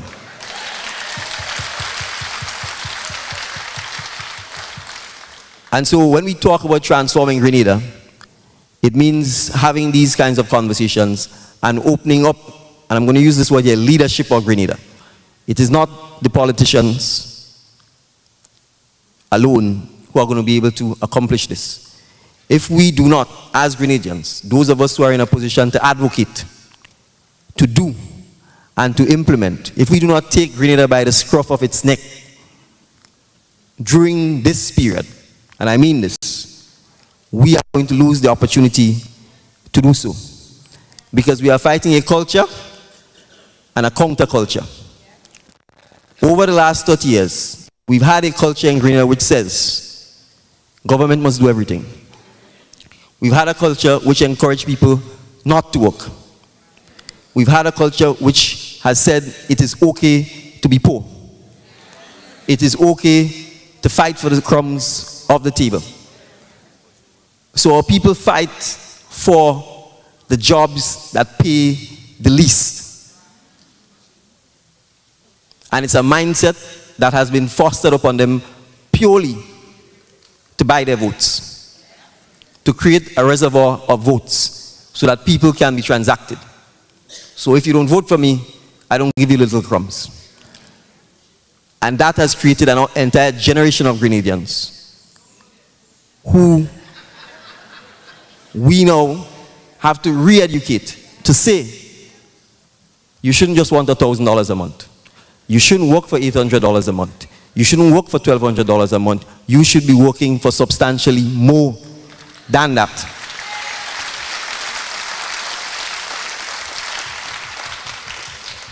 And it is our job to provide the infrastructure and the opportunities for you to make your own money rather than depending on $800 or $1,200 from the government. So the examples given by the Honorable Joseph Andal are real examples. The reality is everything grows in Grenada. But there is no organized food storage, collection, preservation, and distribution system within Grenada. If you look at the history of our food, the entire setup is geared towards importing our food, storing the imported food, and then distributing it in minivans and trucks throughout the island. And we have not, and it's actually gotten worse, because with the concentration on tourism and with the destruction for the last 18 years, we have not concentrated on replanting our food. We have not invested in the collection of coal depots, facilities, or any distribution network to distribute food in Grenada. So, when COVID-19 hit, and the containers couldn't come out of Miami, within 2 weeks, all our supermarkets were empty. Within 2 weeks, there was no brown sugar at the supermarkets, no white sugar. And the lines for food were as long as you could imagine them. On an island where everything grows. So the reality is, we have to invest in our food security. And it isn't that difficult. We need to organize storage facilities that allows us to store food, that allows us to extend the shelf life of food, and that allows us to distribute food. And I give simple examples. Minister of Education, I believe there's about 10 to 20,000 students in the education system in Grenada. If you had a market of 10 to 20,000 people, your business will be successful. A simple thing, and I've used this example over and over, policy decision that says each child must eat a banana a day would mean you'd have to produce 20,000 bananas a day. By 5 days a week, that's 100,000. That's 100,000 bananas a month. So we didn't need to export the bananas to England. But when we were prevented from doing so, we never focused on ourselves, and the banana industry died. But it's a simple industry to revive by simply saying, we will feed our own children with our food, and we will give them natural starch that are healthier by simply doing so. But it is not just the growing of the bananas. Someone has to pick them, someone has to store them, someone has to ensure they ripened, and then we have to have the distribution system that allows it to be distributed consistently at the schools. And I'm saying right there is a business model. So it requires some investors, and I can certainly tell you from the policy level, I'm prepared to write tomorrow, each child must eat a banana a day in schools. But even if we did it, to implement it, we need the investment, and we need the people who are prepared to take the business idea and run with it. And I'm saying those are the opportunities that are open and ready and available for Grenadians in the diaspora and Grenadians at home to collaborate on. Now, it may sound simple, But the reality is a simple mind shift like that does a number of things. It creates employment. It forces our people, our children in particular, to eat healthier. And it helps to address some of the chronic health issues that have already crept into our young people. Diabetes, obesity, hypertension. There are young people in Grenada with significant kidney disease and kidney failure. So I'm saying this to say, that simple example points to some of the major transformational change in mindset, change in behavior, but there are business opportunities associated with it that we need to be able to do. And we can take the same approach. As opposed to the chicken we import from Brazil, we can say it's the fish from Petit Martin. And between those two things, you have a guaranteed market and guaranteed economic activity, and you don't have to send all your foreign currency outside of Grenada. So I can certainly say, as a government, as a political organization, we recognize those are some of the changes that we have to make deliberately. And I've just spoken here on the question of food security and its impact on industry, business, and our health. But almost every aspect of Grenadian life faces a similar challenge. We are building hotels, and then the hotels are coming to the government to say, we want concessions to import into Grenada food of all kinds and to not pay the customs duties because we can't find the food in Grenada. That's the reality. So it doesn't benefit you. Because even though the hotels are here, we are not taking advantage of the opportunities because we are not producing and we are not part of the supply chain. And then they're saying, well, it's not our fault that we can't buy the food in Grenada. So if you don't want the hotels to collapse, if you don't want the workers working in the hotel to be sent home, we are almost forced to give them the concessions so that they could import the food into Grenada. But if we give them the concessions, it means the government is collecting no revenue and we get trapped in this vicious cycle that happens over and over again. And that is the challenge we face. But as the storyteller, Brother Andal said, for every threat or challenge, there's an opportunity. And I think that is what we need to recognize, that the opportunities are there. So I'm saying to you as a diaspora, the opportunities are there. And I'm going to make this further point. Even if the hotels want to import the food, they should be using you in the diaspora to buy the food from, to send it home. But the opportunities are there for us to not just fix those problems, but to thrive in providing the solutions. I prefer to see them as challenges that we face as a developing nation. Grenadians are distinguished and talented and succeed wherever they go. And that mindset needs to be reinforced in Grenada as well. Our children and our adults must understand that they're citizens of the world, not just a small island. Always punch way above our size. And you don't need me to inspire you. You have Kirani James, you have Anderson Peters, and you have the tons of other Grenadian athletes who always punch above their weight. I believe per capita we perhaps have the greatest medal count at the World Championships and Olympics of any country in the world. So it is really for us to seize this opportunity. I can tell you this. We are not a government who's worried about being criticized. I welcome the criticism, because once you get over the emotional reaction, there's always some wisdom hidden somewhere there that can help you to grow. You have to put your mouth in basket to tell us what you have to say. As long as you're prepared to work, as long as you're prepared to build your country, Grenada will be the freest country. You could run your mouth from now till thy kingdom come. What I want to know is that you're prepared to roll up your shirt sleeves. We are prepared. We will disagree at times, but we are prepared to remember that we are building a nation together, and that we are better together, and that we don't just need to move forward, we need to leap forward, because we've wasted a couple decades, particularly after the fall of the PRG government.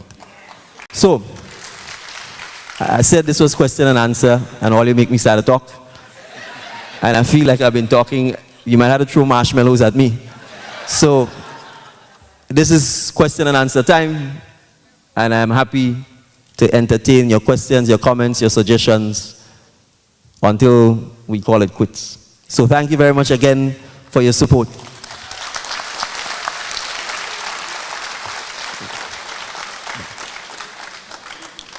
Are we sitting down for the questions or are we standing up?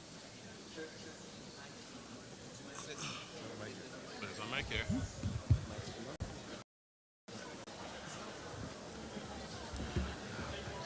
Okay, folks, this is going to tell you a bit how we're going to do this. Well, I think they understand the assignment. We understand the assignment, right? We have microphones on the left and the right. Mic 2, right, thank you, there you go. Mics on the left. Mic 2. And right. Mic 2. Mr. Prime Minister and Mr. Minister of Education, I'm speaking specifically of libraries. It seems that, Mr. Prime Minister, since it seems like you're not going to move into Mount Royal, the official residence.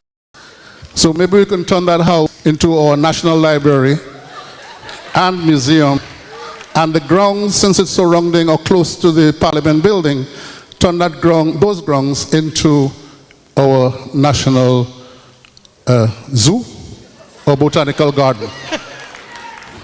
That's my, so the other question I had was for the ambassadorship, because in New York we have had no representation for a very, very long time.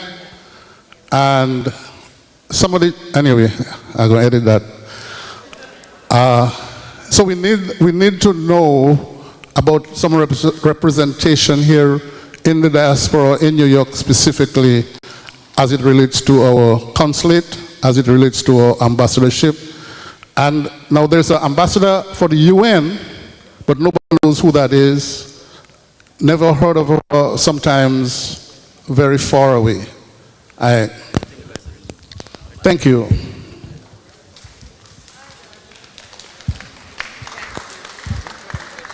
Thank you.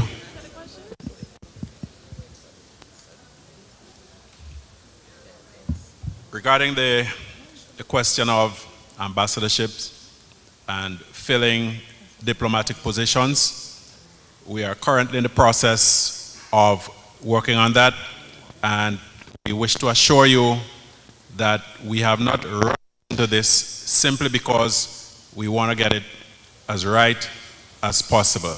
So not only are we looking at the Consulate General here and the Ambassador to the UN, but we are also looking at Washington and all of our other diplomatic missions around the world. That usually takes a process. Well, this doesn't apply to the UN, but to most other diplomatic postings, not a receiving country. So there's a process that we have to go through, a process of selection, and then asking the intended host country to receive that person whom you are going to designate as your ambassador.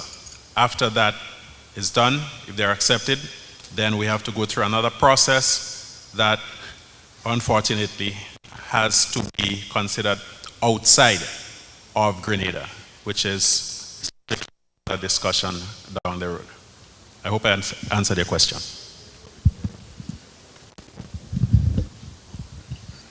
Thank you. In terms of the library, now library facilities, that's something we are extremely keen on. It's something we have already engaged preliminary discussions on.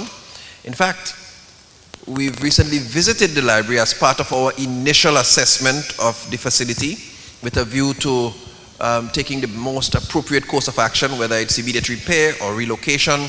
So rest assured that we have already engaged the library discussion.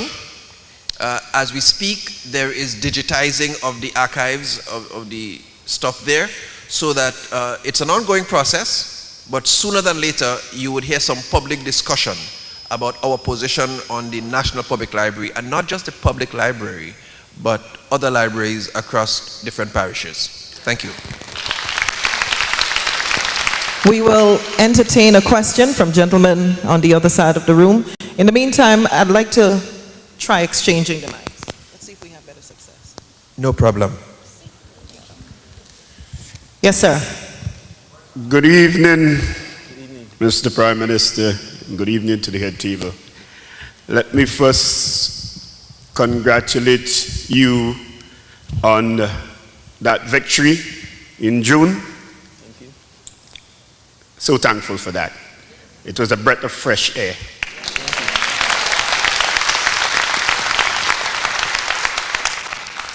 I must say, I haven't felt that way about an individual since Morris Bishop.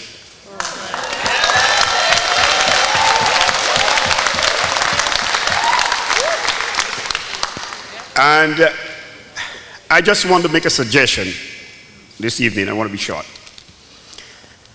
The NDC over the years, since Nicholas Broffett, has struggled with leaders. They have always been looking for leaders. Thank God you came along. But I don't want us to continue that way. And what happens a lot of time is that parties win election, they get into government, and they forget the party. I want the party to become a serious institution. I want there to be regular leadership courses and classes ever so often within the party so that we can build a cadre of leaders going forward. And we don't have to always be going out there looking for leaders as we move forward in the future. Again, I beg that the party be taken seriously and we have serious courses and classes that we would build leaders for the future. Thank you. Have a good day.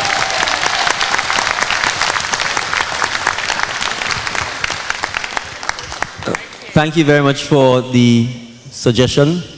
Very well said. I want to say this. When I joined the National Democratic Congress, and that still is my goal, I joined because I recognize the need for NDC as an institution to be strengthened. I didn't join because I was interested in becoming a political leader. And becoming a political leader is to some extent still an aside. And I want to say this because I came from Jamaica prior to arriving here, and I attended the PNP's 84th annual convention, and it's still ongoing today.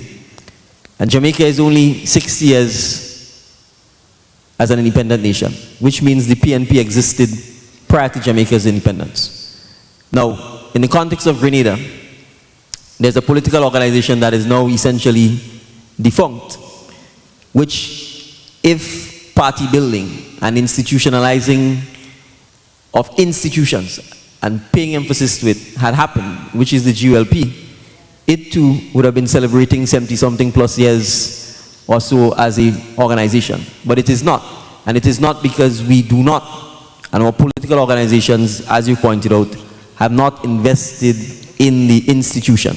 And a political party is more than getting stuff, and it is more than a government. And one of the things we are committed is to building the NDC. You need to say this.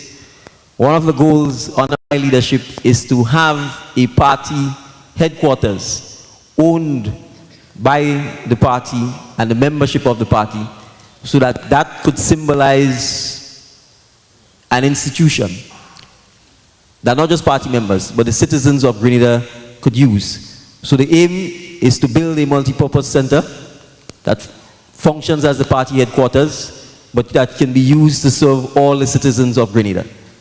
None of the political parties in Grenada currently have that.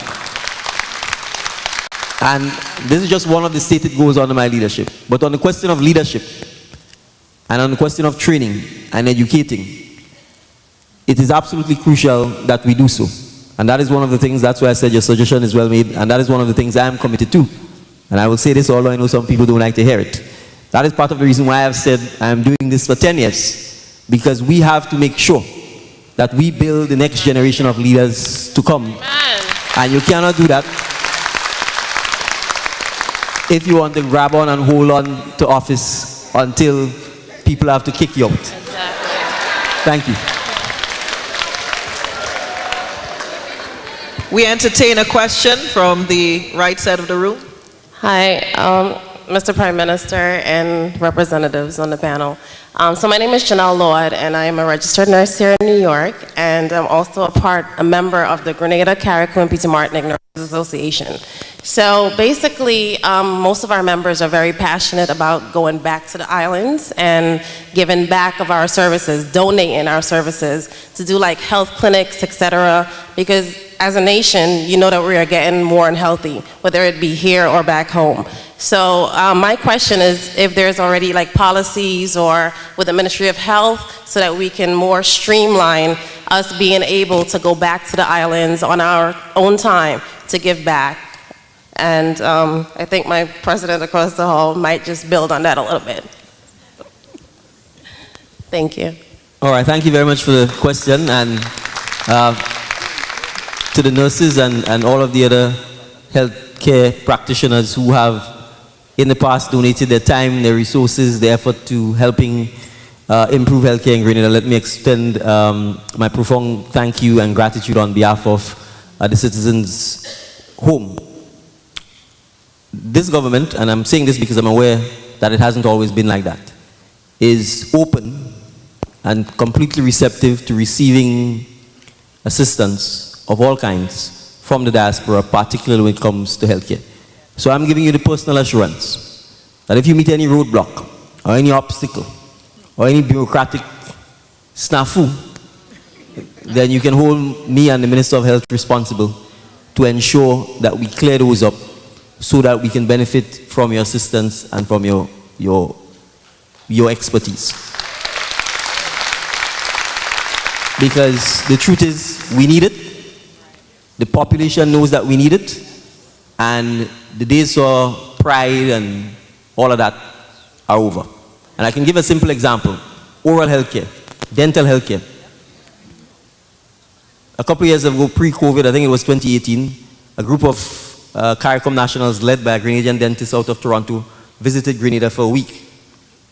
And the data produced is startling. They saw hundreds of citizens. And almost to a T, everyone had cavities. Which means our primary healthcare, primary dental, primary oral healthcare system either doesn't exist or is significantly failing us. And we can't pretend that that's not the case. That is the case.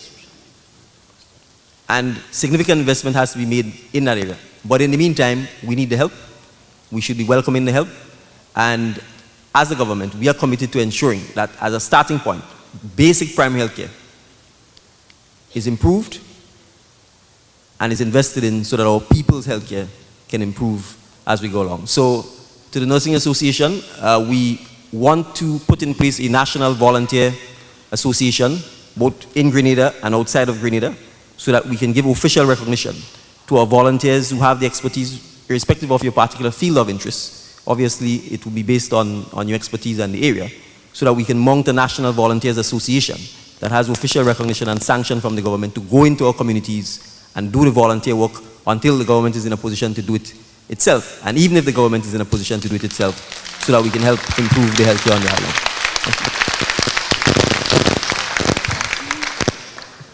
Next question. Good afternoon, Prime Minister. Protocol already in place. As one of my members just said, healthcare. I'm the president of Grenada, Carriacou, Peter Martinique Nurses Association. And I'm glad to hear the Minister of Education and Sport talked about the children, because that was one of our concerns. One of it that we found young children with diabetes when we went home. And that, and obesity, that was a concern. And we've also, in the last couple of years, when we've tried to go home or we've gone home, we've met resistance. We've gone to do clinics on our own with the Ministry of Health, and then we get home, we didn't get the support that we were promised. So that's why we're asking those questions. And we would like to continue doing healthcare and doing seminars, doing clinics. That's not a problem. But we have also a problem right now that we ship stuff to the nursing homes and they never receive them. And their names are on the things that we've sent, and it still has not arrived. It has landed in Grenada and it was cleared, that we were told, but it still has not arrived to the nursing homes. So we're asking that those things be looked into, because it's not something that when we work hard for our own people that we would like to see it reach where it was intended.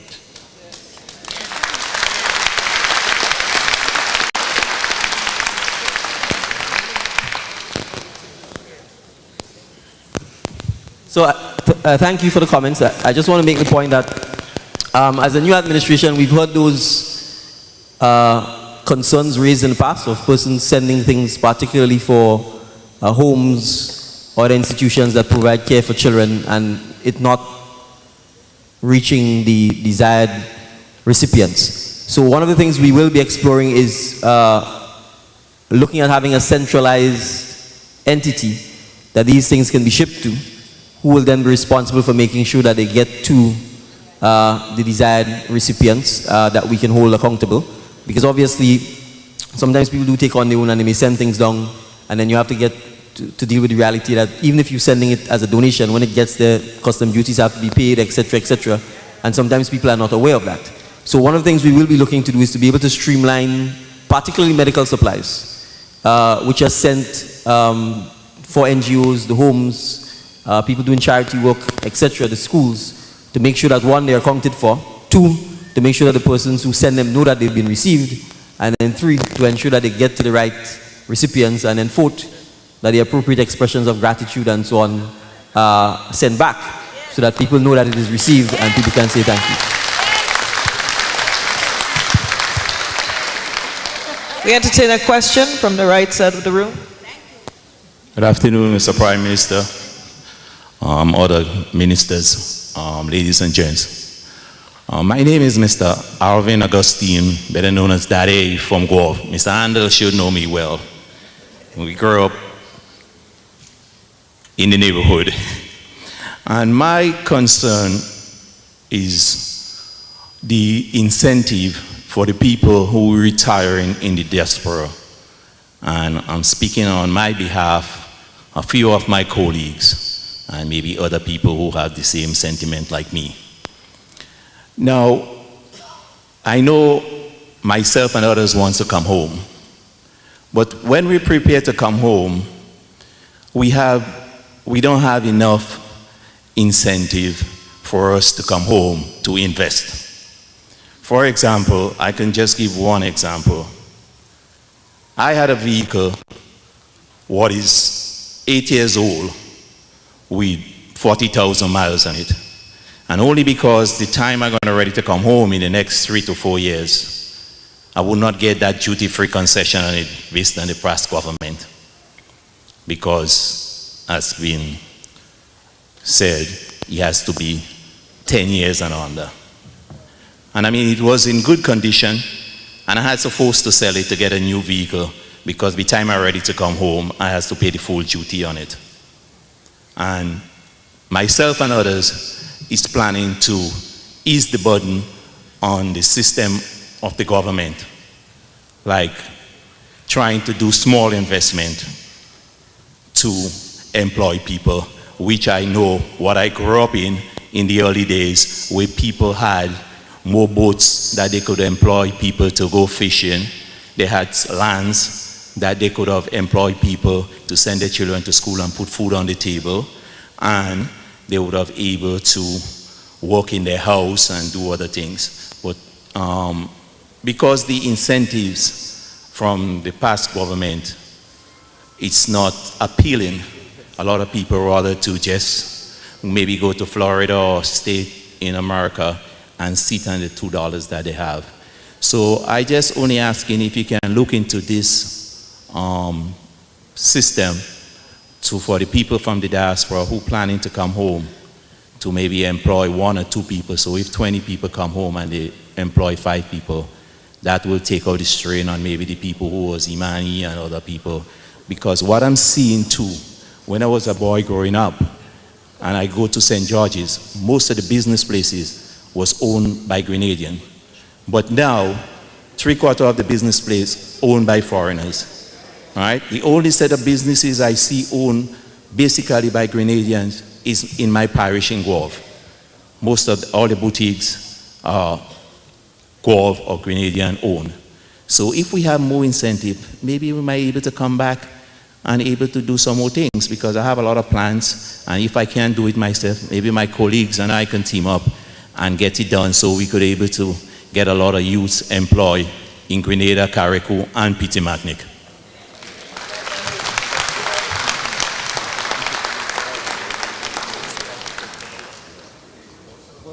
So thank you for the suggestions and the questions.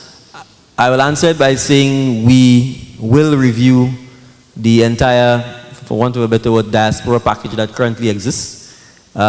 We recognize, first, obviously the government does need revenue, so I'm not going to pretend that we don't need revenue. And in Grenada's case, the government's 2 main sources of revenue are customs duties and inland revenue taxes. That's the truth. That's where the bulk of the revenue comes from.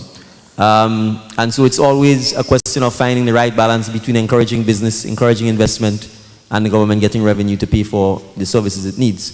But I agree that specifically in relation to the diaspora, some deeper consultation and perhaps some more targeted investments, particularly for persons who are wanting to return home to do business, can be looked at. On the question of the age of vehicles, that's a policy that was implemented by the prior administration. There is some merit to it, insofar as we have to accept that physically the state of Grenada roads means at some point in time we may have to limit the number of vehicles on the roads. That's the reality, and we may have to invest more in mass public transit. So those are some of the issues when we talk about sustainability and the environment and so on that we have to deal with. I mean, if you're in Grenada now, there's cement trucks and 40-foot containers zapping up and down roads that were not meant even for horse-drawn carriages. So it's part of the development plan for infrastructure that we have to address. So those are some of the issues that we need to have deeper consultations with, both with Grenadians in Grenada and Grenadians in the diaspora, to make sure that we have the right balance of sustainability as well as the right investment packages to encourage Grenadians who want to come back home, particularly to invest in businesses. So we are here, we've made the note, and it's something that I think we will be engaging with in the future for better discussions and to come up with a more optimum solution. So thank you for the comment.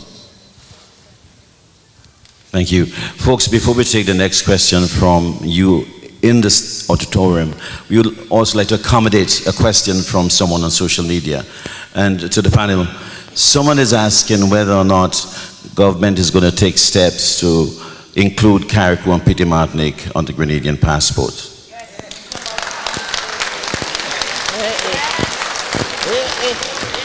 Well, I probably should say that this has been attempted already, and it was not successful. Recall, we had a referendum in Grenada, which including Petit-Martinique and Carriacou on the passport, and the referendum was voted down. Well, every aspect of the referendum, including the other issues, was voted down.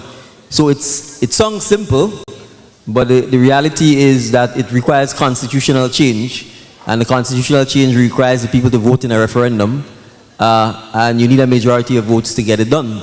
So if I had the simple power to change it, I would, but I don't. And as simple as it sounds, we are prisoners of our constitution until we get to the point where our population can be educated enough and where the issues that go to a referendum are not politicized.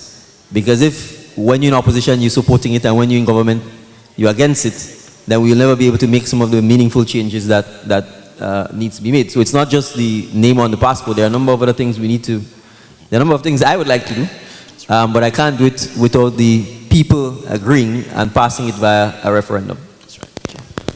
Thank you, Mr. Prime Minister. And just to let you know, we're going to have the other question right after this. We are going to be giving away something later. Those of you who have your tickets, please hold on to them.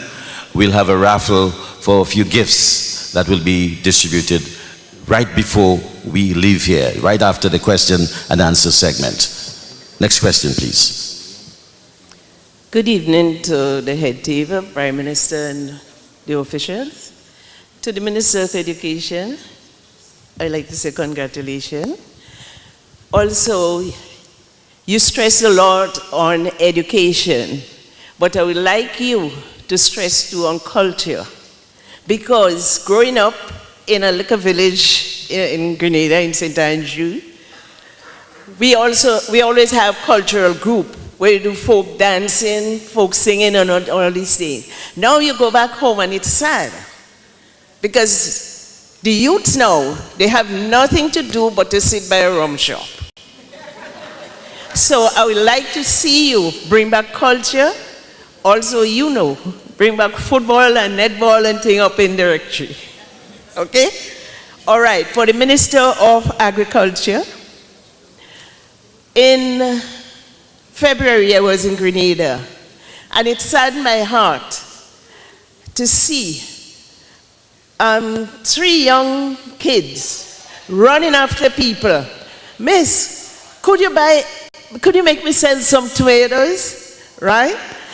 And when you look at it, I asked one of the young children, they look like 12 and so, I said, where are you from? Tuileries. How did you get here? We took the bus to come down to St. George's with a little basket each of them had.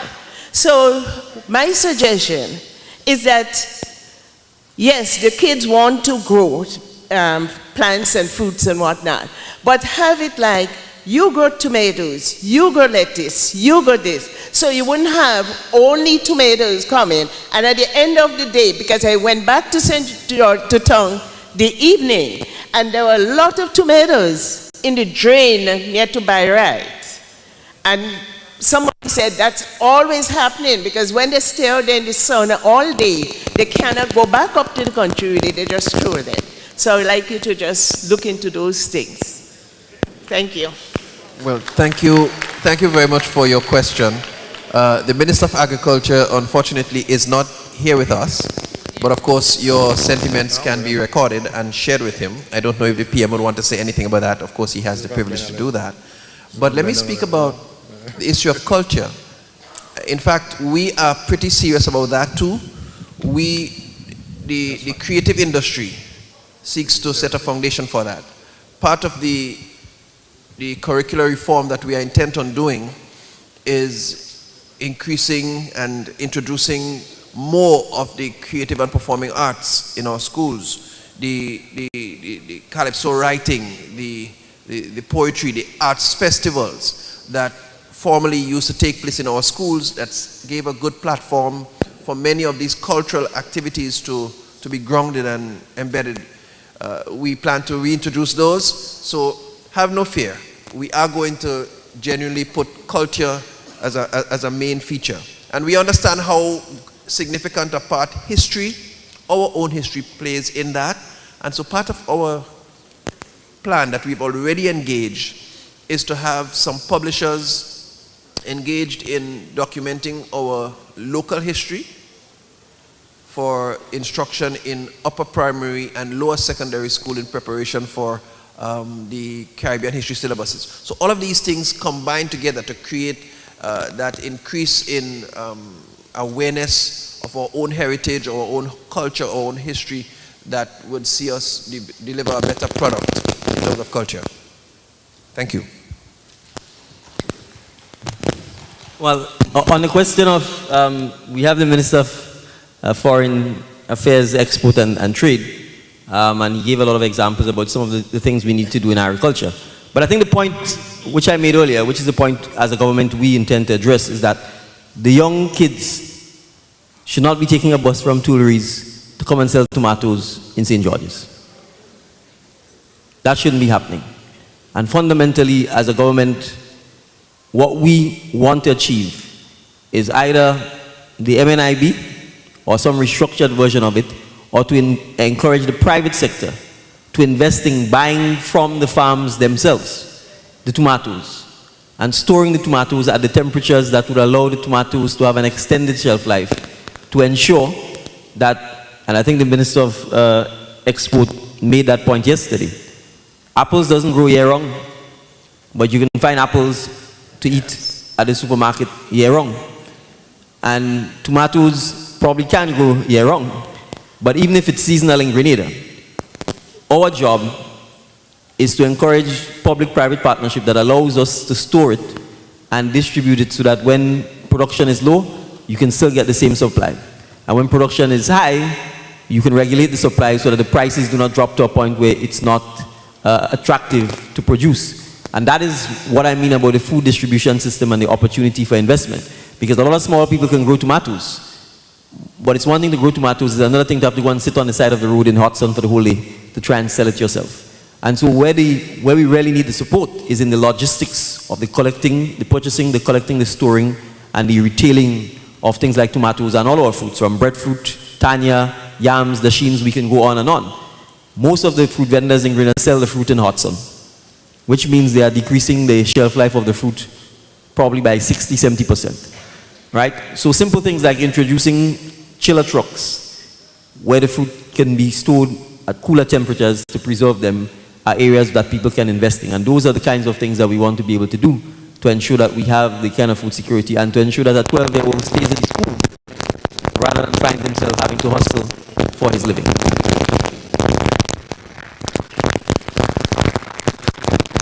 Thank you very much, Prime Minister. We're getting some feedback on the microphone. Sounds like wiring. Okay. Or maybe the battery is dying. Okay. Just before I take the question from the lady on the other side of the room, someone sent a question to the Prime Minister. Mr. PM, I am a St. Lucian who has followed your rise from leader in opposition to now government leader. I've always looked to the Grenadian music industry with envy. Grenada has some of the biggest soca artists to compete with even Trinidad. I would like to know, what will your government do to create structure for music industry in Grenada? The talent exists in Grenada. The right structure needs to be put in place. An assessment of the existing data needs to take place, and then the necessary implementation of a music industry initiative needs to take place. From someone in St. Lucia. Yes. All right, thank you for the question. Orlando Romain, Public Relations Officer, but I'm also responsible for developing Grenada's creative economy. And let me stress the word, not industry, economy. There's a lot of things that's possible in the creative space. We live in the information age, and sometimes I don't think people truly get what that means. It is the #1 consumed commodity, information, data. We all watch movies, we all read books, magazines, animation, we play games. And we have to ask ourselves, who creates these things? All right, it's a multi-billion-dollar industry, and Grenada is not participating significantly in that industry. But our government have identified that sector as one of the sectors that can truly create transformation for Grenadians, particularly our youth. There's a few things that's very unique about the creative economy, music included. The barriers to entry is relatively low. What it really requires is your intellectual capacity, creativity, or your life experiences. And so it is the one sector that almost every single person can participate in without having to incur huge capital costs. All right? And so it has the potential to create a lot of employment really fast. But beyond the economic value of it, it also has some significant social value. If you think of America and why America is so well known, or known as the Mecca of the world, is because of Hollywood. The way Hollywood was able to position America through film, movies, and stories. And so we have a real opportunity to redefine who we are through music, film, the documentaries, and books. But there's a few things we have to do before we get to that point, and that is really structuring the sector. So we have begun the process of recruiting some consultants who can help us do the baseline assessment as to where we are currently. There's a lot of things happening home, but it's quite disjointed. All right? And so we want to establish a registry of creatives and to truly understand what is the current activity and the value of the activity from a GDP standpoint at home right now. Once we've established that, we'll then use that baseline study to develop a long-term strategy for developing the creative economy and the creative sector. Initially, we want to focus on a few verticals: film, music, and fashion. And so the outcome of that will be various incentives, policies, legislations that will help create the right enabling environment for creatives to thrive. And again, it's not just the youth. I mentioned yesterday in a meeting that when our seniors retire, they are retiring with value, equity. That is their life experiences. Each and every one of you inside here have a story to tell. How can we convert those stories into dance, into music, into documentaries, into novels, into magazines? And so the economic life of our citizen can be extended through the creative economy. So it's something we're very excited about, and it's something we're going to put a lot of emphasis and effort in developing, but developing in a very structured and strategic manner. So you can expect to hear a lot more about it as we do our research and engage the right consultants and persons to help us truly build on what I think could be the next revolution for Grenada. We didn't get it right with tourism, agriculture, but we have for the first time the opportunity to control a sector that will be the frontier of many economies going forward. Thank you. Thank you very much, Orlando. From the right side of the room. Good evening, Mr. Prime Minister and members of the panel. My name is Marilyn Ogilvie, and I'm here with a question on the health and hospital situation. I know many of us who migrated to the United States and other countries. For me in particular, I'm like, okay, I'm going to go to America, stay a couple years, make some money, come back home. But at this point in time, a lot of people who are retiring, who have retired, and the situation of the health and hospitals in Grenada is a real problem. There are people who have gone to Grenada and fell sick and had to fly back to the United States or to neighboring countries for medical help. As recently as earlier this year, one of my nephew's son, he was injured, he got cut in his eyes, and he went to the hospital. They did surgery on his eye. However, the retina in his eyes was misplaced. These are poor people we're talking about. We are, I don't like to say poor because we have come from very far and we're in a better place now, thank God. But he was waiting on some help from the government to go to Trinidad, which is just a few miles away, to get some help to reattach the retina in his eyes. The doctors or whoever did the surgery in Grenada did not do a good job. And so they had put out, I didn't even know about it. Maybe if they had told me about it before, I probably would have done something. This happened in November, I knew about it in January. So they had to do a GoFundMe and all that stuff in order to get money to try and help the young man get, he's 21 years of age. He has his whole life ahead of him. So we, as family members, came together and we put the money together. We sent it to Trinidad, directly to the hospital. We were told that the Grenada government is going to donate $1,000 US. We came up with almost $5,000 US.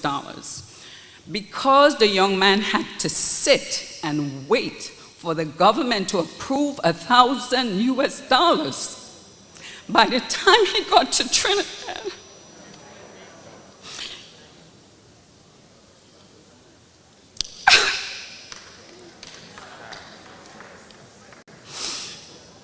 couldn't reattach the retina to his eyes. My question to you, and it's in health in general, there are people who say they're not going to go to the hospital if they're sick because they prefer to stay home and die. It's a sad situation, very sad for a country, because health is supposed to be the most important thing for a country. The health of your people is supposed to be the most important thing. My question, and this is personal, I'm sorry. I said I wasn't going to cry, but I'm a crier, so just bear with me. What would you say to those people who are saying that they prefer to stay home and die than go to the hospital to get treatment?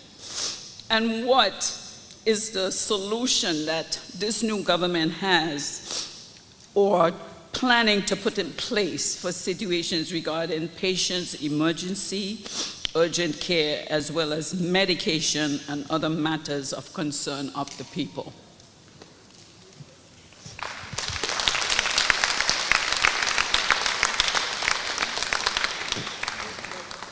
Right. Well, thank you for the question, and let me express, I don't know when it happened, and there are many of these kinds of horror stories coming out of our health system over the last several years, if not the last decade or two in Grenada. So certainly to the young man who probably lost his sight, you know, certainly I want to empathize with him and his family and you and your family. And I'm sorry to hear of that situation. And in a sense, part of the reason I'm here today is because we've all heard or know someone who experienced some horror story or the other with the lack of adequate health services in Grenada. And that is something we are committed to fixing. It's aspirational. We know that it wouldn't happen overnight. But it has to be the political willpower to address the healthcare system. And I think I can safely say from my own interaction with Grenadians in Grenada and Grenadians in the diaspora that the state of our healthcare tops all of the agenda items as the most critical issue that we need to address. So let me, I mean, the Minister of Health isn't here, but let me certainly say on his own behalf that he is working around the clock to begin addressing the issues that we face in healthcare. But because the issues are to some extent chronic, it is going to require a short-term, medium, and long-term plan. I can start with the short-term plan. The plan is in fact to relocate the emergency ward by January of this year to what is described as the new building within the hospital compound. The aim, therefore, is to have a facility that is significantly improved. I'm aware that the staff within the Ministry of Health is actually aiming to try and have this done in October. That's ambitious. If it does happen, obviously, we would welcome it. But the realistic time frame is January. So that's the starting point, to relocate the emergency ward to facilities that are more suited for that. The second issue is we need to strengthen our primary health care and our medical stations and clinics throughout the country so that everything doesn't come to the hospital. And that's part of the challenge we face. I think the statistics are saying that every month the emergency and accident ward sees 2,000 persons. Well, that's 2,000 persons per month. That's 24,000 people per year. That's almost 25% of Grenada's population. And there is no way that the issues that these 24,000 that requires you to be at the emergency and accident ward. And part of the reason for that is because everything is sucked into St. George's, because we have not invested sufficiently in the health, in the clinics and the medical stations and health stations around the island. And I'm subject to correction, but none of them open 24 hours a day. Right? And that's the starting point. We have to be able to genuinely leave the hospital and the emergency ward at the hospital for what I call mission critical issues. And we need to staff and beef up our primary first point of contact, medical stations and so on, so that they can address most of the health issues that people come with, so that we do not have this relentless pressure on the hospital, and so that people don't feel that the hospital is a morgue. There's something else we need to address, and it was a similar situation with the teachers. Regrettably, I think the past administration has taken the approach that it is not on the same team as the doctors and the nurses and the other healthcare practitioners in Grenada. And if you go to war with yourself, you will kill yourself. And to a large extent, the horror stories you get out of the hospital is because the policymakers in the past went to war with our nurses, our doctors, and our healthcare practitioners. I think some of you might have been around when they were described as thieves and whatnot and whatnot. You are not going to motivate people when you demonize them and when you demoralize them. And you're not going to motivate them when you are not making any effort to improve their working conditions or the terms and conditions of service. So as a result, for example, most of our nurses, as they get an opportunity to leave Grenada, leave Grenada. So we are significantly understaffed when it comes to nurses. We are significantly understaffed when it comes to doctors per patient. And we are significantly understaffed when it comes to perhaps every other matrix that you have to use in terms of support healthcare services. So that means our education system has the plan for beefing up our healthcare sector.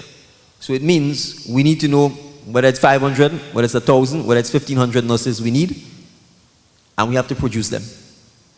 We have to go out and actively say to our young people, to fix the healthcare system in Grenada, we need to produce over the next 3, 4, 5 years, 4,000 nurses. And we are incentivizing you to study becoming a nurse, or to study becoming a doctor, and not just a doctor, but a specialist, or to study becoming a lab tech, or to study becoming a dentist, etc., etc. If we don't do that, even if we build a spanking new hospital, if you don't have the human resource to staff and run the hospital, it will become a morgue overnight as well. So that is the reality we're facing. So in order to transform our healthcare services, yes, we have to invest in it. We have to plan. We have to go and educate our population and create the professionals who need to work in the healthcare services. And we also need to work with the diaspora to help us doing so.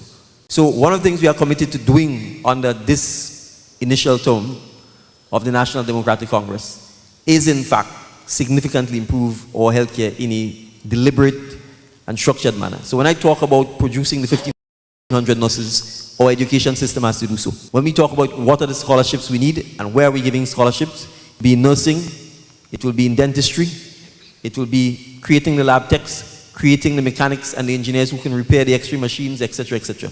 Because the machines come down, they break down, we have to send somebody from Trinidad or Barbados or the States to come and repair them. And we can go on. And that is the chronic challenge we face. I'd also say there's one other aspect of healthcare that we have to appreciate.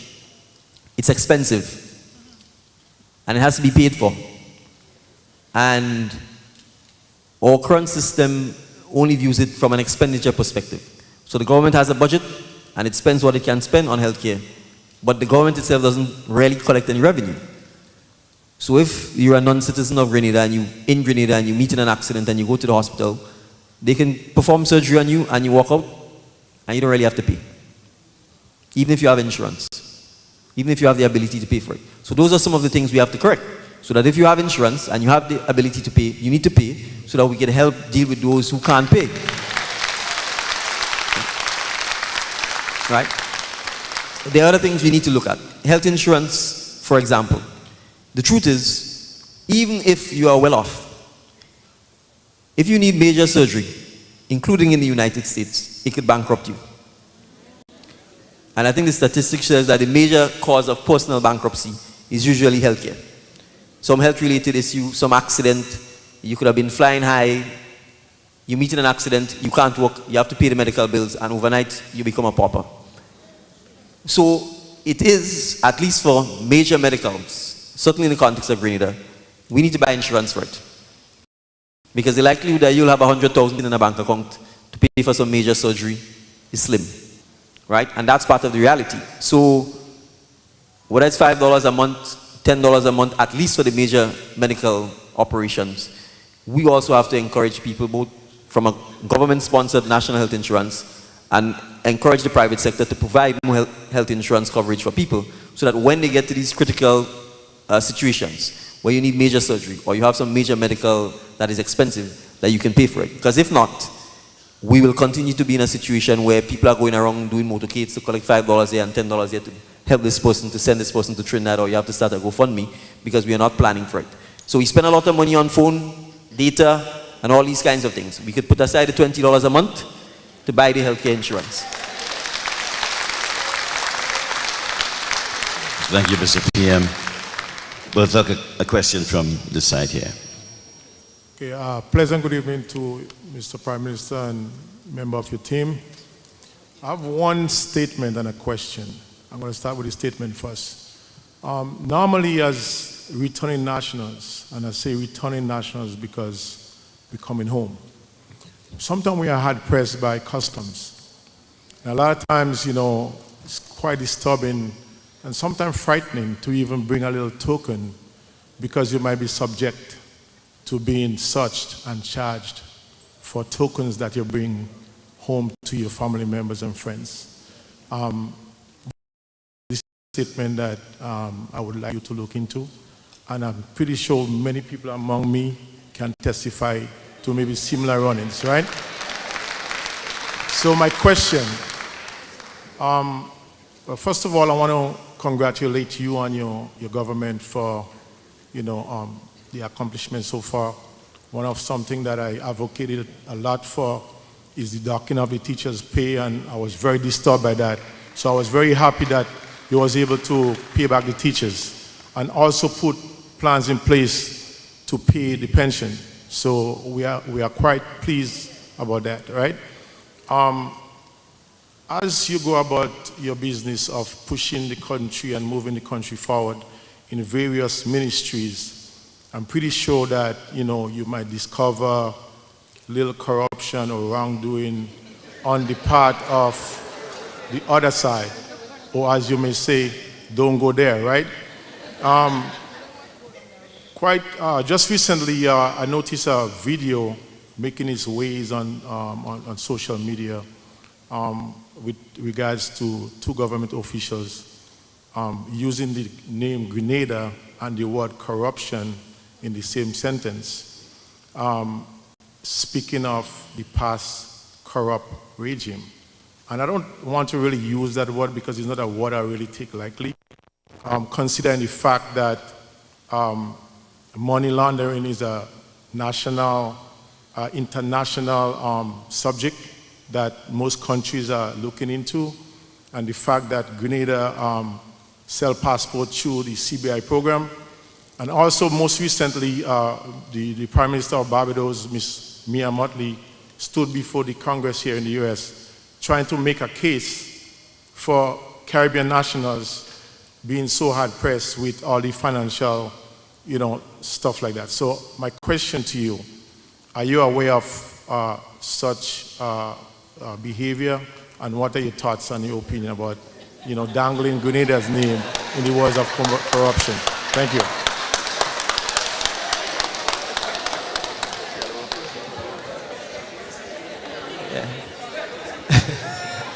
Thank you for the comment first. And yes, we are pleased that we were able to pay back the teachers and that we are well on the way to operationalizing the repayment of the pension.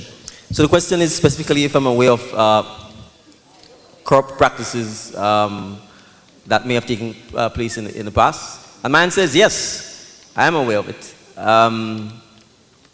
And in a simple term, corruption is using in the context of politics, using public funds for your personal aggrandizement or personal aggrandizement of your friends and families, as the case may be. Now, whether that would lead to criminal prosecution is a matter for the police and the DPP, because ultimately they're the ones who are responsible for instituting and prosecuting persons who engage in corrupt practices.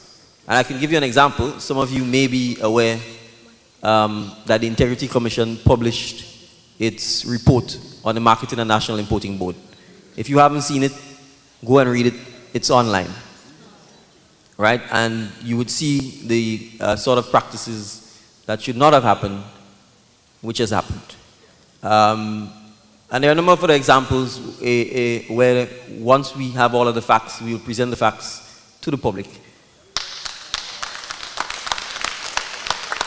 in a simple and straightforward manner, so the public could make its own assessment as to whether or not this sort of behavior is behavior that we should be accepting or tolerating, or whether or not it's the kind of behavior that we need to discourage and send the right message that that is not what public service is about. And I want to say this categorically.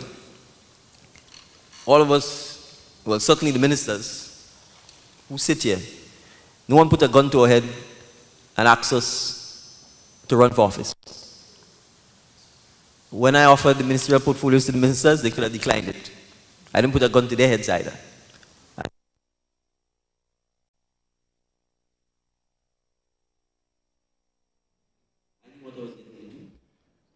Well, my friends, you're listening to the broadcast right here at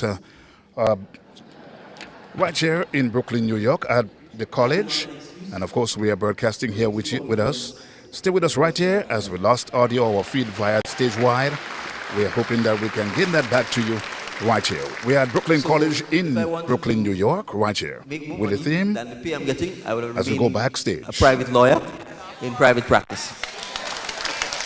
So the point is, when you decide to serve the public, serve the public. You will get your reward elsewhere. So we have to lead by example.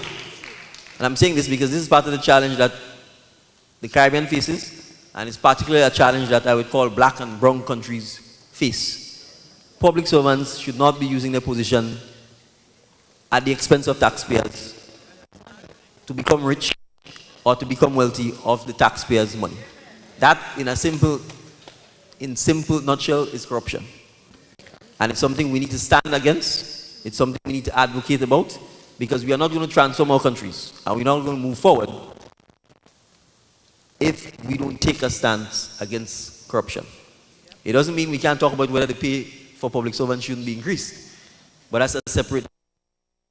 I will certainly tell you, and I'm my administration, and I have 2 ministers here, so I am putting my mouth in the basket. I am not going to be defending anybody who chooses to engage in any corrupt activity.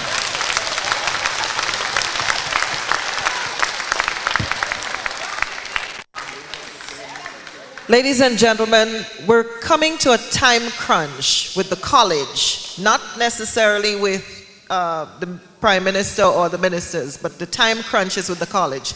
So we're asking you to keep the questions very, very short at this point. Thank you. And let's roll as quickly as possible. Okay, good evening. My name is Shola K. Roberts, and I have a background in dance and education and currently serve on the Herberger Institute of Music, Dance, and Theater at Arizona State University. So I'm going to wrap this up because originally I had 3 questions, but I'm going to direct my question to the Honorable Minister of Education. So you spoke to the increasing the arts and performing arts in the school system. So I want to know what plans, and if you can speak specifically to the plans that you have as it relates to diversifying the curricula within the secondary education and tertiary level education beyond the CSEC Theater Arts and Music course that is offered to Form 4 and Form 5 students. So thank you very much for that question. Indeed, we have intentions to introduce, as I said, we have a few persons, a couple of persons who are trained even at master's level in that, but currently they're not as well deployed as they should be. So part of the strategy is to include more persons, get more persons trained. We've already established contact with some of our persons in the diaspora as well for support in those areas. So additional persons getting trained, and those things being made more widespread, even music too, being introduced or reintroduced into schools in a more deliberate manner. I don't see us going very much further at the moment, apart from up to CSEC. Then the challenge would be to give opportunities for further study and to work in conjunction with the creative economy to see how we can create that industry, that school that can facilitate the widespread, and in fact, probably Orlando might be better able to talk about that, but to have the art school of art that will be able to develop the skills in the creative and performing arts outside of the regular and routine school system. So that will be operating in tandem with the school system. Thank you very much. And we're asking that the back of the line at the moment be the cutoff question.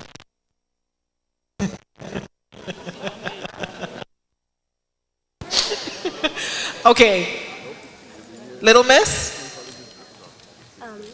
Hello, Prime Minister. My name is Jewel Alexis Josie. Josie, and I'm 7 years old. And so when I was 4 years old, God told me to make a change in the world and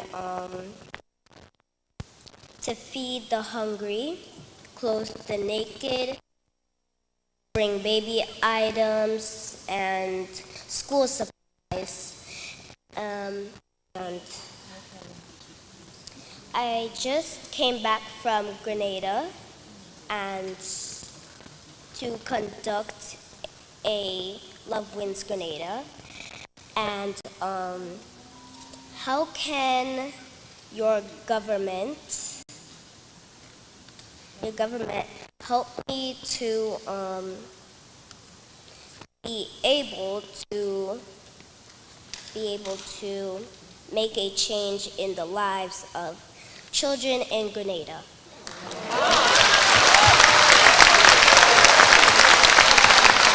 Good afternoon, Mr. Prime Minister, Ministers of Government. My name is Shally N. Alexis Josie, hail from the tiny village of Walker in St. Andrews.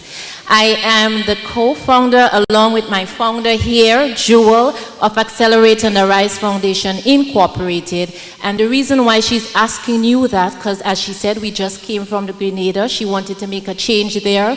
So we just came from Grenada doing a Love Wins project, but it was hard. The communication was hard. We got there at the airport, and while there was some of the immigration officers who would have seen what she would have been doing here in the U.S. Now, Jewel is the youngest Grenadian to ever speak at the White House National Day of Prayer for our nation.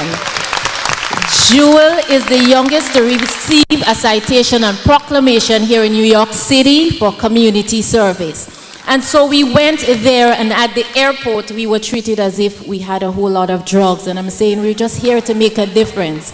And with this child being frustrated, we were asking you that maybe interpersonal relationship skills be taught, but the communication for persons that wanting to make a change like her, you know, would be easier. And she said, Mommy, I don't like this place. Because it was hard. She wanting to make a change at this age. We were asked to come there by persons to encourage children. Her age, she started at 4. And people were asking, based on what they would have seen on the news, to come and make a change. But it's hard. Even when we came back, I tried reaching out to government officials. It's hard. We're going to get back to you. So we're asking you to please, for young people like these, you know, they're easily discouraged. So we're asking you to do so.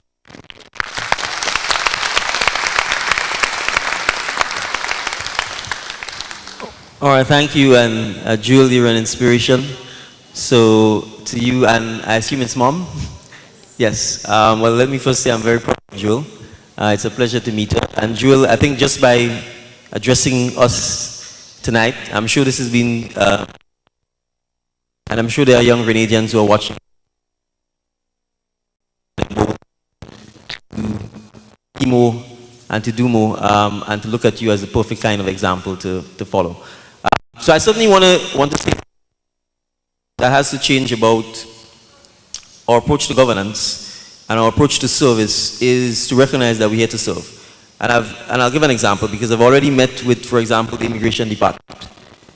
And I've had an initial conversation with them to say, listen, there's sun, there's sand, and there's hotels everywhere.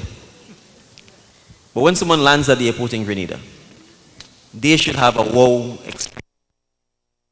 They should say, just because I'm treated by the immigration and customs officials, I'm coming back.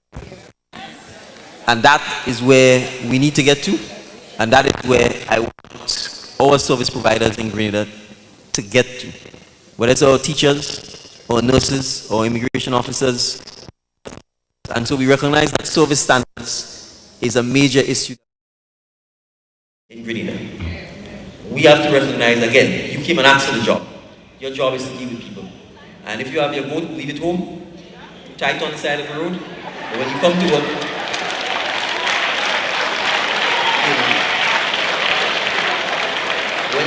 work, you're here to serve people.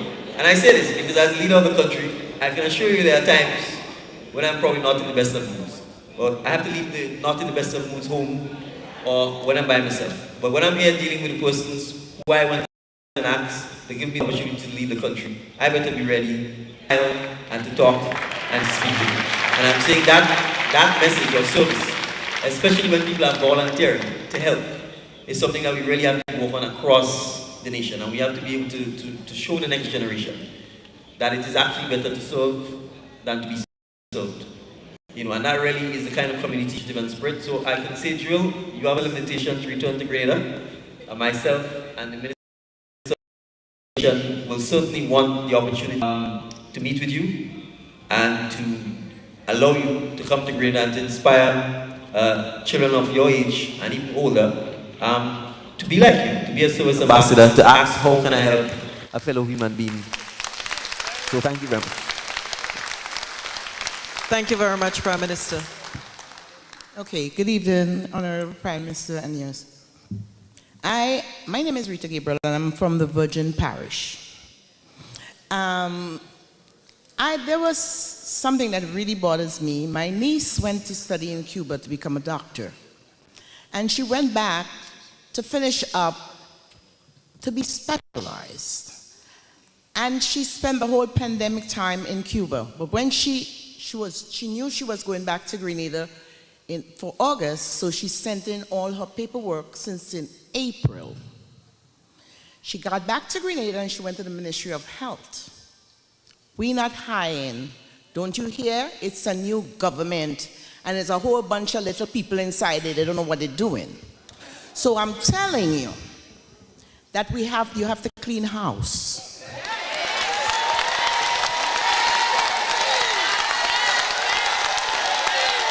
There is a lot of people out there ready to sabotage, okay? So house need to be cleaned. Next thing is, I'm a nanny, and I took my 19-year-old child, who I take care of for years, to Grenada this August. I just came back from Grenada. And I took her to Grenada on vacation. I left her for one day on the beach by herself. She was harassed. She was harassed to the point that she cried and said, "Why are these people so mean?" You know, that broke my heart, but I actually saw it in person. I saw there were two tourist people, white people, on a Grenadians bus, was humiliated. And then I took her to town. I wanted her to see St. George's, and there were vendors on the side of, not the market, but Andel's supermarket. I wanted her to taste skin up. She never had one in her life, okay? So I asked the young man if I can have 2 skin up so she can taste it, so I'll see if she likes it before I buy it. She didn't like it. He took his hand and put around her neck. "You want to try a piece of me? You want to taste a little piece of me?" I slapped his hand off. I had a really, really bad time. My thing is that we as Grenadians, I know we can be the rudest people in the world, but we have to respect the tourists or the people who visit our island. You don't want them to leave in. And I know you're not the Minister of Tourism, but I would really like you to bring up these things to him for me, please. Thank you very much, and may God bless you all.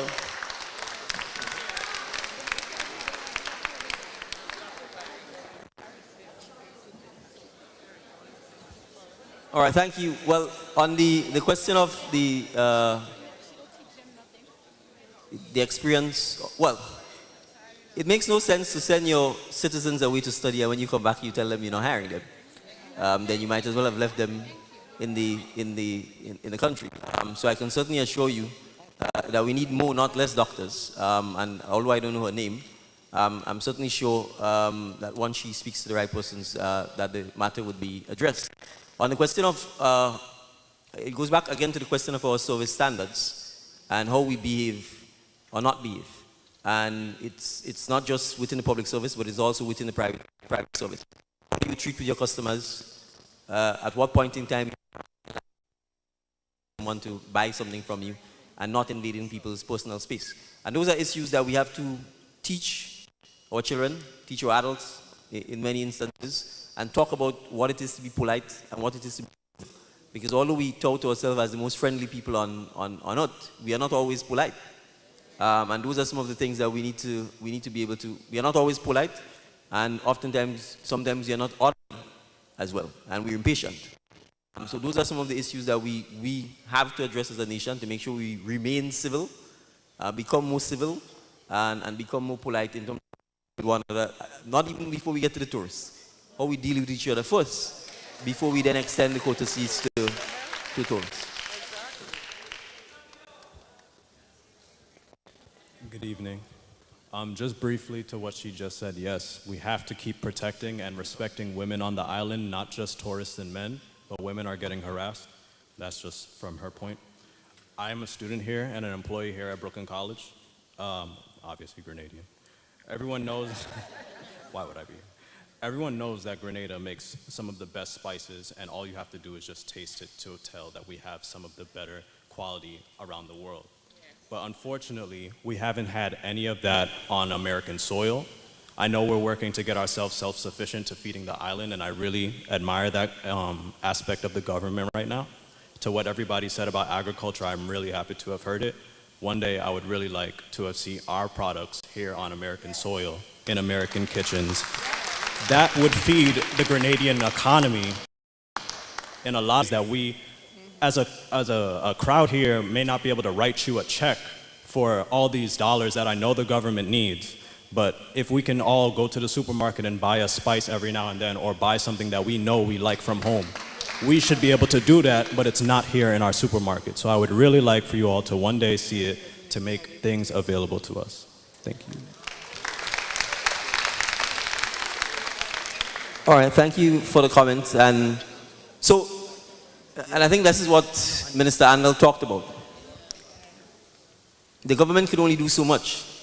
We can, for instance, help our farmers, our tradespeople, our business people to address questions like the regulation, the standards, etc., that you need to meet in order to be able to export food or food products to North America. But the government itself can't grow the spices. Right? And the processing and the packaging. That is where the private sector needs to come in. That is where the opportunities for the business needs to come in.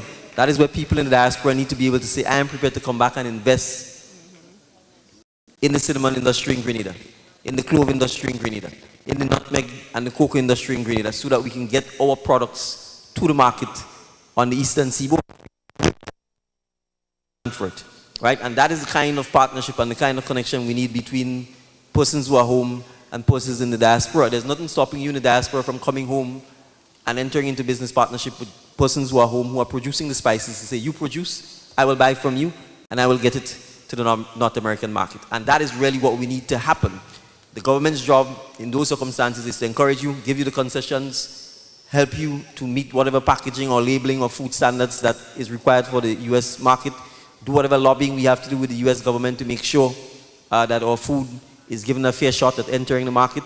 And if in some cases it means help with transportation in terms of air freight or sea freight, fine. But the private sector has to step up if we are going to truly make use of the opportunities that are available in Grenada to get our food in particular and our spices in particular outside of Grenada. When bananas were exported, it wasn't being exported by the government, you know. It's all private people. They came together as the Grenada Cooperative Banana Association. The nutmegs that are being exported is not being exported by the government. It is all private farmers who have an entity that is exporting it, right? The chocolates that are being made in Grenada is not being made by the government. It is made by private investors who've invested in chocolate plants and are buying cocoa with a view to exporting. We have to encourage them, we have to support them, but we need the private sector to step up and to invest in industries because the opportunities are there. Whether it's CMOS, whether it's Lambi, we can go on and on. There are actual opportunities that are available, but we need the private sector to invest in those areas. Sisters and brothers, time is really of the essence. We have only a few minutes more left. To ensure that we can take questions from all of you, limit your questions to 30 seconds. Okay? And secondly, we cannot accommodate anyone else joining the line at this point. So if you're in the line, you may ask your question. Limit it to 30 seconds, please. Good night. Standing on protocol already established. My former teacher, Mr. Andal. My dear Prime Minister, I love you. My educational minister, I was in education, so you are still my minister. I have a question for you. What plans do you have in re-establishing home economic and woodwork in the primary school? I have been a teacher for 29 years at the Grenada Government School, and Sir Bright, Minister of Education, took out home economic and woodwork. He said he did not think his 9-year-old needed to know how to make a cake or whatever. The materials that we had at Grenada Government School ended up in St. John's Christian Secondary School. The laths, all the instrument, all the woodwork material went to St. John's Christian Secondary School. So I can attest to what really happened in the primary schools. There is no woodwork or home economic there. Right. So thank you very much for that question.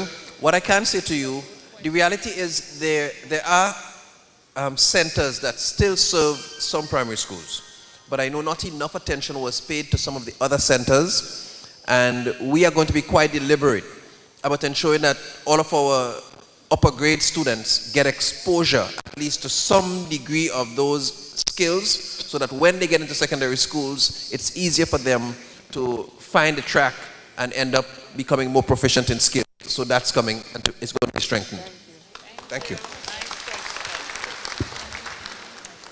Good evening, Honorable Prime Minister and your panel and everyone in here. There's several issues that are very important to me as a Grenadian. As a Grenadian, I just mentioned them quickly. Community centers, someone already mentioned the libraries. I am from the town of Grenville, and it's sort of discouraging to me going to Grenville. The buildings are dilapidated, they need refurbishing. There are too many vendors on the sidewalk, and there are too many of our youth just walk on the street with nowhere to go. I think we need those community centers, or no cinema or anything, something that would attract these young individuals.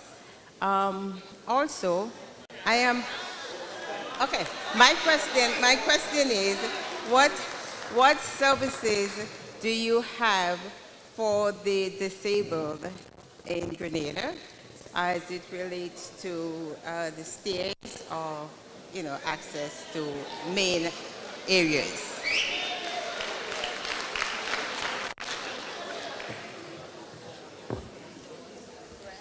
Right, so let me start at the end. What services we have for persons who are differently able? Disabled.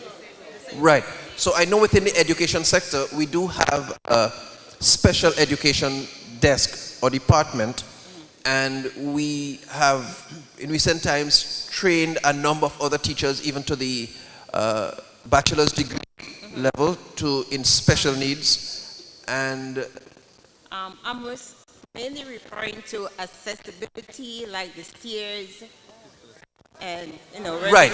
Well, in most new builds, the accessibility, the ramps, and all of those are being placed, and in cases where they have not been there, some are being retrofitted to ensure that there can be that access. But admittedly, not all of them have that, so there is some work to be done there, and we are going to have that done. By way of services, as well. yes, by way of services available to them, we have itinerant teachers that serve them in some of the schools, and we're looking to strengthen that as well.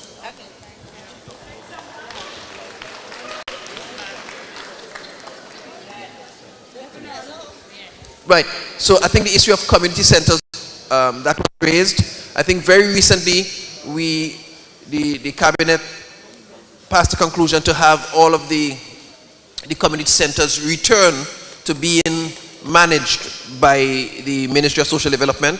In fact, the context of that is that the former administration had passed a cabinet conclusion that allowed for particular organizations to manage and run the affairs of some community centers, and that debarred community residents from having access to some of those community centers. And so we had to sit as a cabinet and rescind that previous cabinet decision.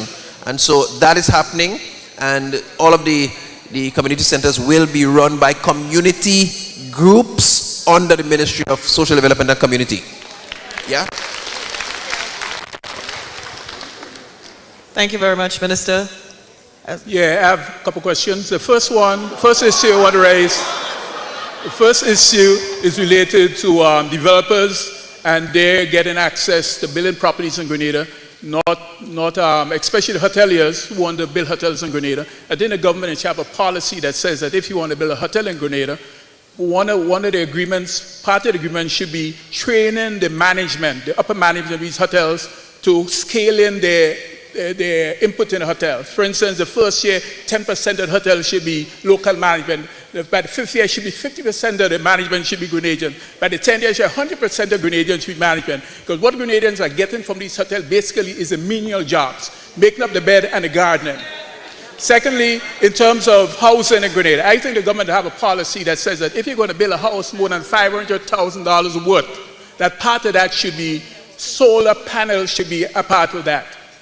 Should be a part of that. And the next issue I want to address is land in Grenada and foreigners buying land in Grenada, which is basically eliminating the locals in Grenada from buying these land because the land prices went up so high that the locals cannot buy these lands. All right, thank you. I agree on completely on 1, 2.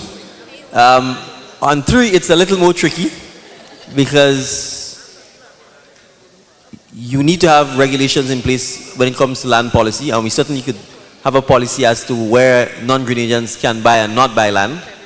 But if you're also encouraging investment, and unfortunately the past policy has been to a large extent in hotel development, the truth is hotels tend to be located in certain areas, oftentimes the coast, because people want to have access to the beach. So it's something that has to be thought out or thought through to make sure you don't, on one hand, discourage investment while at the same time trying to make sure that land prices remain affordable for Grenadians. Now, the problem is that currently there's just no regulation in place, so it's a bit of a wild, wild west in the sense that there's no regulations, there's no areas that are reserved for Grenadians only, and so on.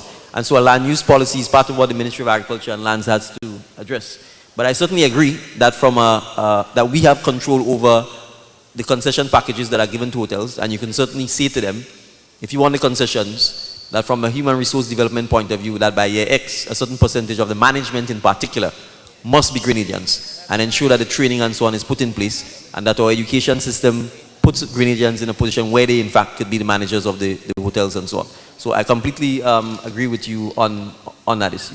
Thank you. Yes, sir. I have 2 concerns. Do we have a food policy in Grenada? Do we have a food policy? Food policy. Well, in simple terms, the answer would be we don't have a food policy as something that is legislated, but I can tell you our government's perspective is that we want Grenadians to eat as much of the food that we consume we should have as possible. Food policy. Right. Yeah. The second concern I have is Grenlec. Yes. In providing solar energy. We have an abundance of sunlight. in Grenada. Right, so And I can... It's very expensive. Right. Well, I can certainly tell you that our approach is that we would like as much renewable energy to be on the grid as possible. And so now that we are in government, one of the things we intend to do is to get rid of many of the obstacles and roadblocks that are in the way of, first of all, ordinary Grenadians being themselves able to power their own homes with renewable energy. And we certainly would be encouraging Grenlec as well to invest heavily in renewable energy. But I also don't want to be naive. The kind of renewable energy, particularly solar energy, is temperamental. If the clouds come over, the output drops. If you got rain, the output drops. So when it comes to particularly heavy use energy, renewables alone will not be able to power Grenada. That's the reality. And then the second aspect of it is that we have to be able to maintain the grid. And somebody has to pay for that. And that means all of us have to be able to share in that cost, or then you'll end up in a situation where big companies, for example, could come off the grid and then the small man, the average person may not be able to do so, and then may find himself paying more and more for electricity. So yes, we have to transition into renewables, but at this point in time, we don't have the capacity where the majority of the energy supply can come from renewables.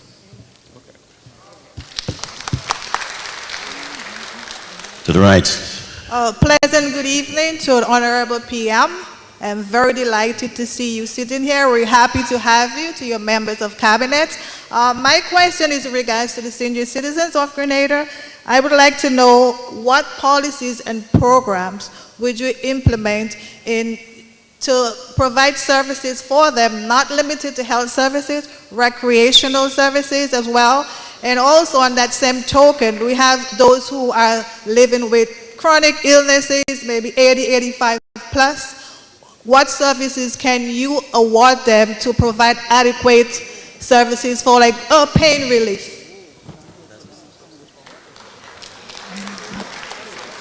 Sorry, I just want to make sure you're speaking specifically of senior citizens. Senior citizens. Yeah, okay. Primarily. All right, thank you. Well, the Ministry of Social and Community Development is the ministry that is tasked primarily with dealing with our senior citizens.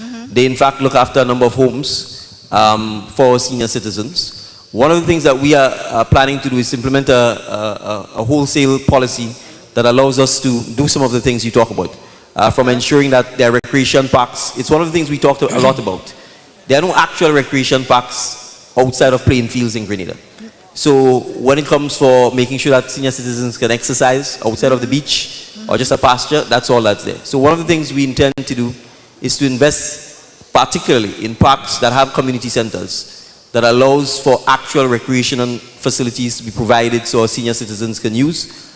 And as the Minister of Education has stated, we have taken the policy decision that all community centers belong to the community and that people should have access to it, including senior citizens, so that senior citizens can have facilities that allow them, for example, to socialize, to interact with each other, to pass on their knowledge and experience to a younger generation, as well as to help, because one of the things we want to do is to make sure senior citizens are computer literate. You see, we have to teach them to be computer literate, because the reality is that is the direction the world is moving in and there is no stopping it. And so we can't leave them behind and put them at a disadvantage where they don't have the confidence, because we have not taught them to become computer literate. And it's an excellent opportunity for the young generation to teach the older generation, and for the older generation to teach the younger generation when we talk about some of the things Orlando spoke about, our culture, our history, their experience, their knowledge, their skill set, so that we can pass those on. So we are working on putting those policies in place. The starting point was to make sure that all our communities centers are available for the communities. We'll also be working on upgrading and refurbishing them, because many of them have been abandoned and not upgraded. And then we're also looking at trying to establish community parks throughout Grenada. Some of the recreational facilities are being lit at night as well, so that persons can also come out in the evenings and come out at night, not necessarily in the day when the sun is too hot. So that's part of what we're looking at. And then finally, going back to the question of volunteer services, a lot of Grenadians on their own volunteer to, do social activities with senior citizens, pick them up, take them to the beach, take them for bus tours around the island and so on. But the government itself has never had a formal policy in place to address those things. And those are some of the issues that I think from a social community point of view we will be working with. Even simple things like getting vouchers to senior citizens so that they can get discounted food at supermarkets and so on. Those are some of the initiatives that we would look to be piloting to make sure that our senior citizens are treated the way they deserve. Okay, thank you. Okay, folks, quick housekeeping announcement. As you know, as we all know, democracy has its cost. And there's a cost for being here too. And we're asking for your help. We're going to be passing the hat around a little bit. We'll have a basket, so just be on the lookout for the next few minutes. During the next few minutes, someone might be coming your way. Please be generous. And we also have cards at the end of this session. Folks will be asking you, if you have a question that you did not get answered today, you can write it on the card and give your contact information, and someone will get back to you with a response in the future. Thank you. Next question, please. Yes, hello, good evening, Prime Minister Mitchell and your team. My question is in regards to the Department of Transportation in terms of the roads, infrastructure, in terms of the secondary and the primary roads. What are the government's plans in terms of ensuring that we have proper roads, in terms of connectivity? You mentioned about the supply chain when it comes to delivery of food supply and things of that nature, helping with the health services for the ambulance for the needy. What is the government plans in place to address those needs? Thank you. All right. Thank you for the question. We actually have to assess in a wholesale manner the state of the roads. And I will start with our bridges. We still have a lot of bridges in Grenada where only one vehicle can pass at any given time. And so from a transformation point of view, we need to get our main roads, all of them, at all points in time where two vehicles can pass without one having to stop for the other one to come through. So the assessment of the state of our bridges is part of what we are going to address first. And then the second issue is both the eastern main road, the western main road, and the southeastern main road in Grenada actually needs a complete overhaul. And so it will require significant investment, but we need to straighten our roads. The winding and the bending and so on is counterproductive, it's tiring, it's dangerous, and so we have to actually take bold steps to create straighter roads that allows us to get to St. Patrick in significantly less time than we currently do. And so when it comes to places like Grenada and so on, we're going to have to burrow through some of these mountains to straighten the road. When it comes to the West Coast, we are going to probably have to build some bridges that goes through rivers and or the beach in order to give us straighter roads. That's the reality. It will require significant investment, but that is part of the transformation that we need. If we can't transform the roads to take the traffic that is required, we will not be in a position to really be able to transform Grenada. So that is part of what we are looking at. Some of these things, even if we started in our term, will require more long-term planning, but we know that is something that must be done, and that is part of our plans for doing so. So thank you.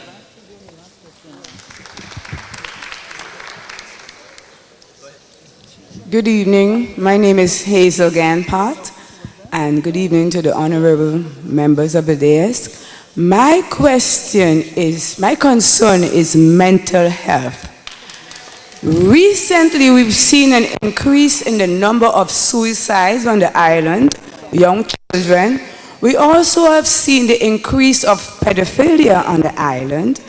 And my concern is there anything that you have planned, the Ministry of Education, to really help some of these students in school?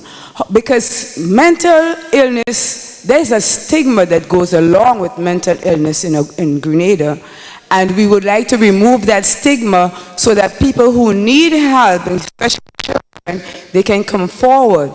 Also, the children who are being victims of pedophiles, are there any services that's offered to them? Because I think as a sexual abuse counselor, they would need severe counseling so that they can function on a normal level. So my question is, how do we deal with the mental health on the island?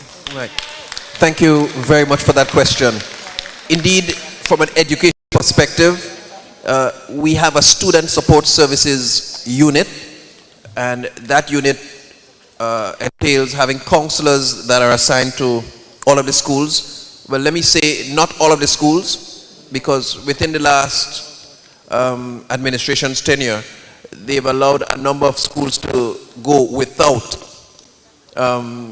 being filled with a counselor. And in some cases, we have one counselor serving a cluster of 6 or 7 schools.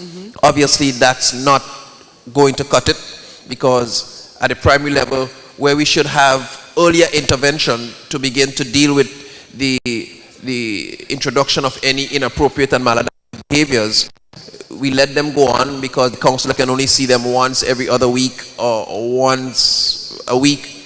And then when they get to secondary school, that's where we have resident counselors in most cases, and in some cases we don't have.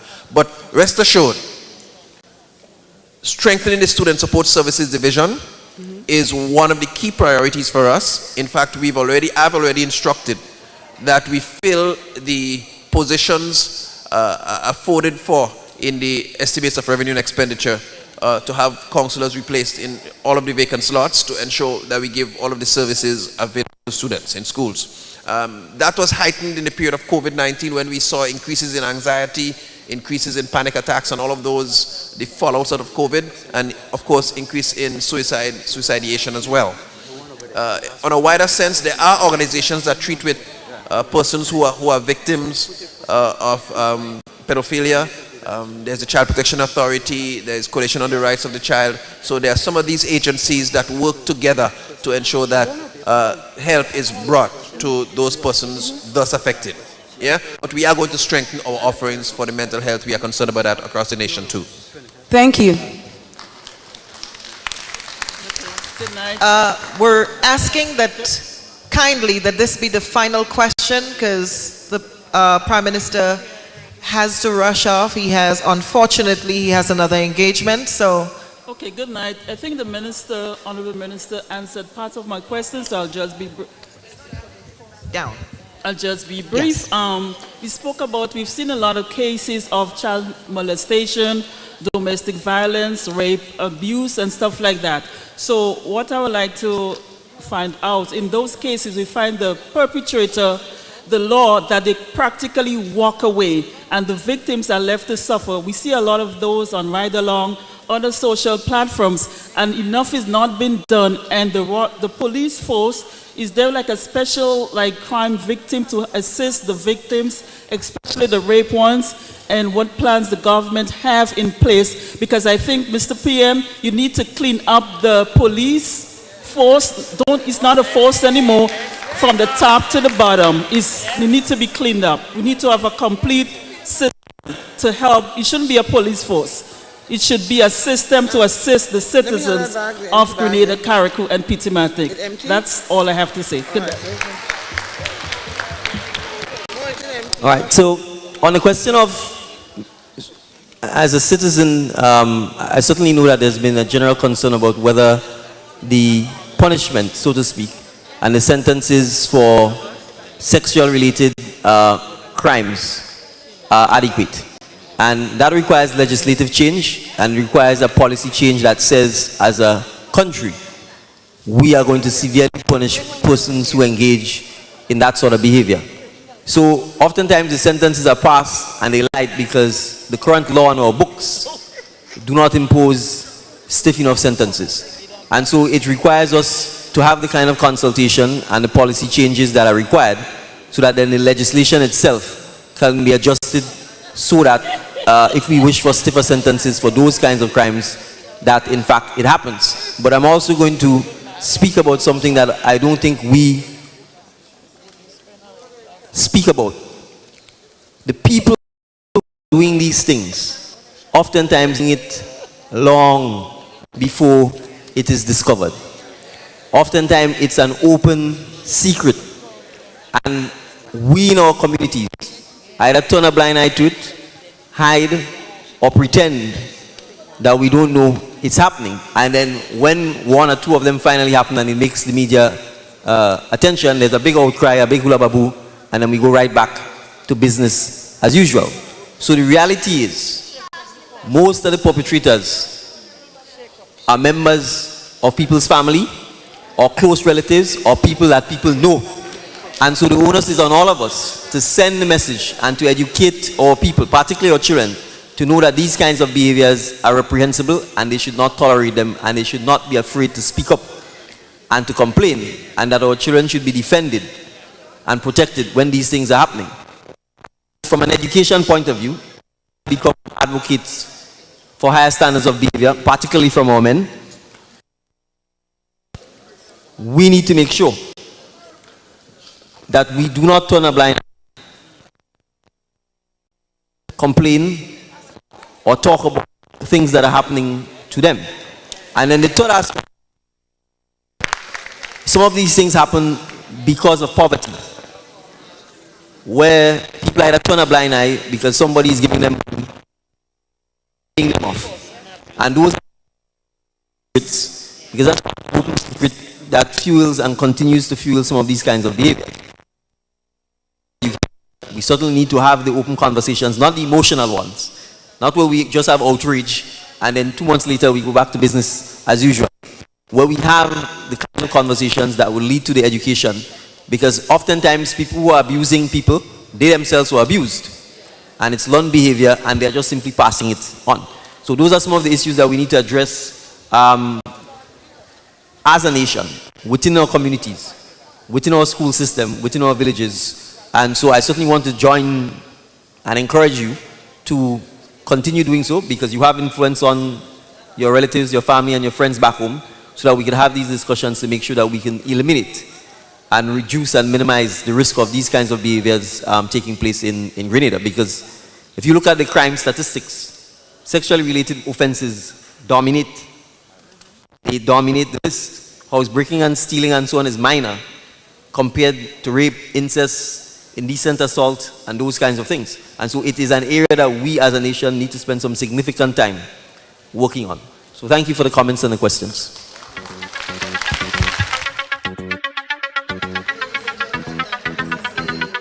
Again, guys, we like to say thank you for watching this town hall meeting here live from New York, Brooklyn College. We have a rush that we just made aware of, that all of our production team has to clear this vicinity within the space of 10 or so minutes. There's a raffle going on stage right now. We're going to get some audio, but right after that we'll have to end the broadcast. Stay tuned for this last part of the program. Let's see what I can find in there. Lots of goodies. Cocoa buds, cinnamon, nutmegs, a little bit of everything. The lucky number 796150. It's a red ticket. Is somebody holding? Okay, again, guys, let's just take this opportunity to thank everyone for watching this live broadcast town hall meeting from New York. We were given a quick mandate, guys, to get out, get our equipment packed up and be out of the building, because they did go a little bit over time, which is, of course, it's going to put us strain on us, because we do have a substantial amount of equipment to wrap up, fold up, and get out. So sorry again for what may seem as an abrupt end to the event tonight. Okay, let's take the vote of thanks, and then we're going to wrap up right after the vote of thanks. Facebook, thank you for looking on and getting the information. We thank you all here in the total that has chosen to come out and listen to what the delegation had to say, led by Prime Minister Dickon Mitchell, and to ask your questions. We thank you for your ongoing support. We thank the media companies, both online and present, for coming out. Have a good night, everybody. Okay, guys, so this is where we wrap up this evening proceedings.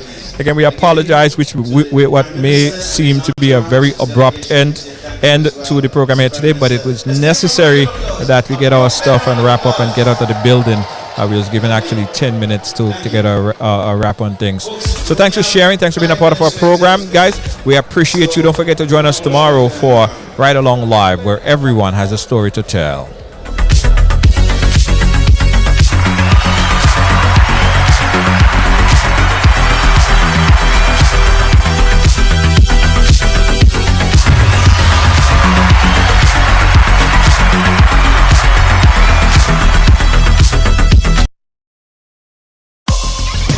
Well, it's on the Ride Along, so it's happening here.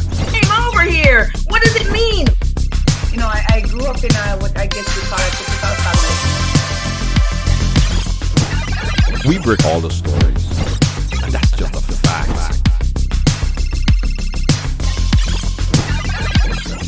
And that's why everyone has a story to tell. Ride Along Live, I mean, yeah, it's a real deal.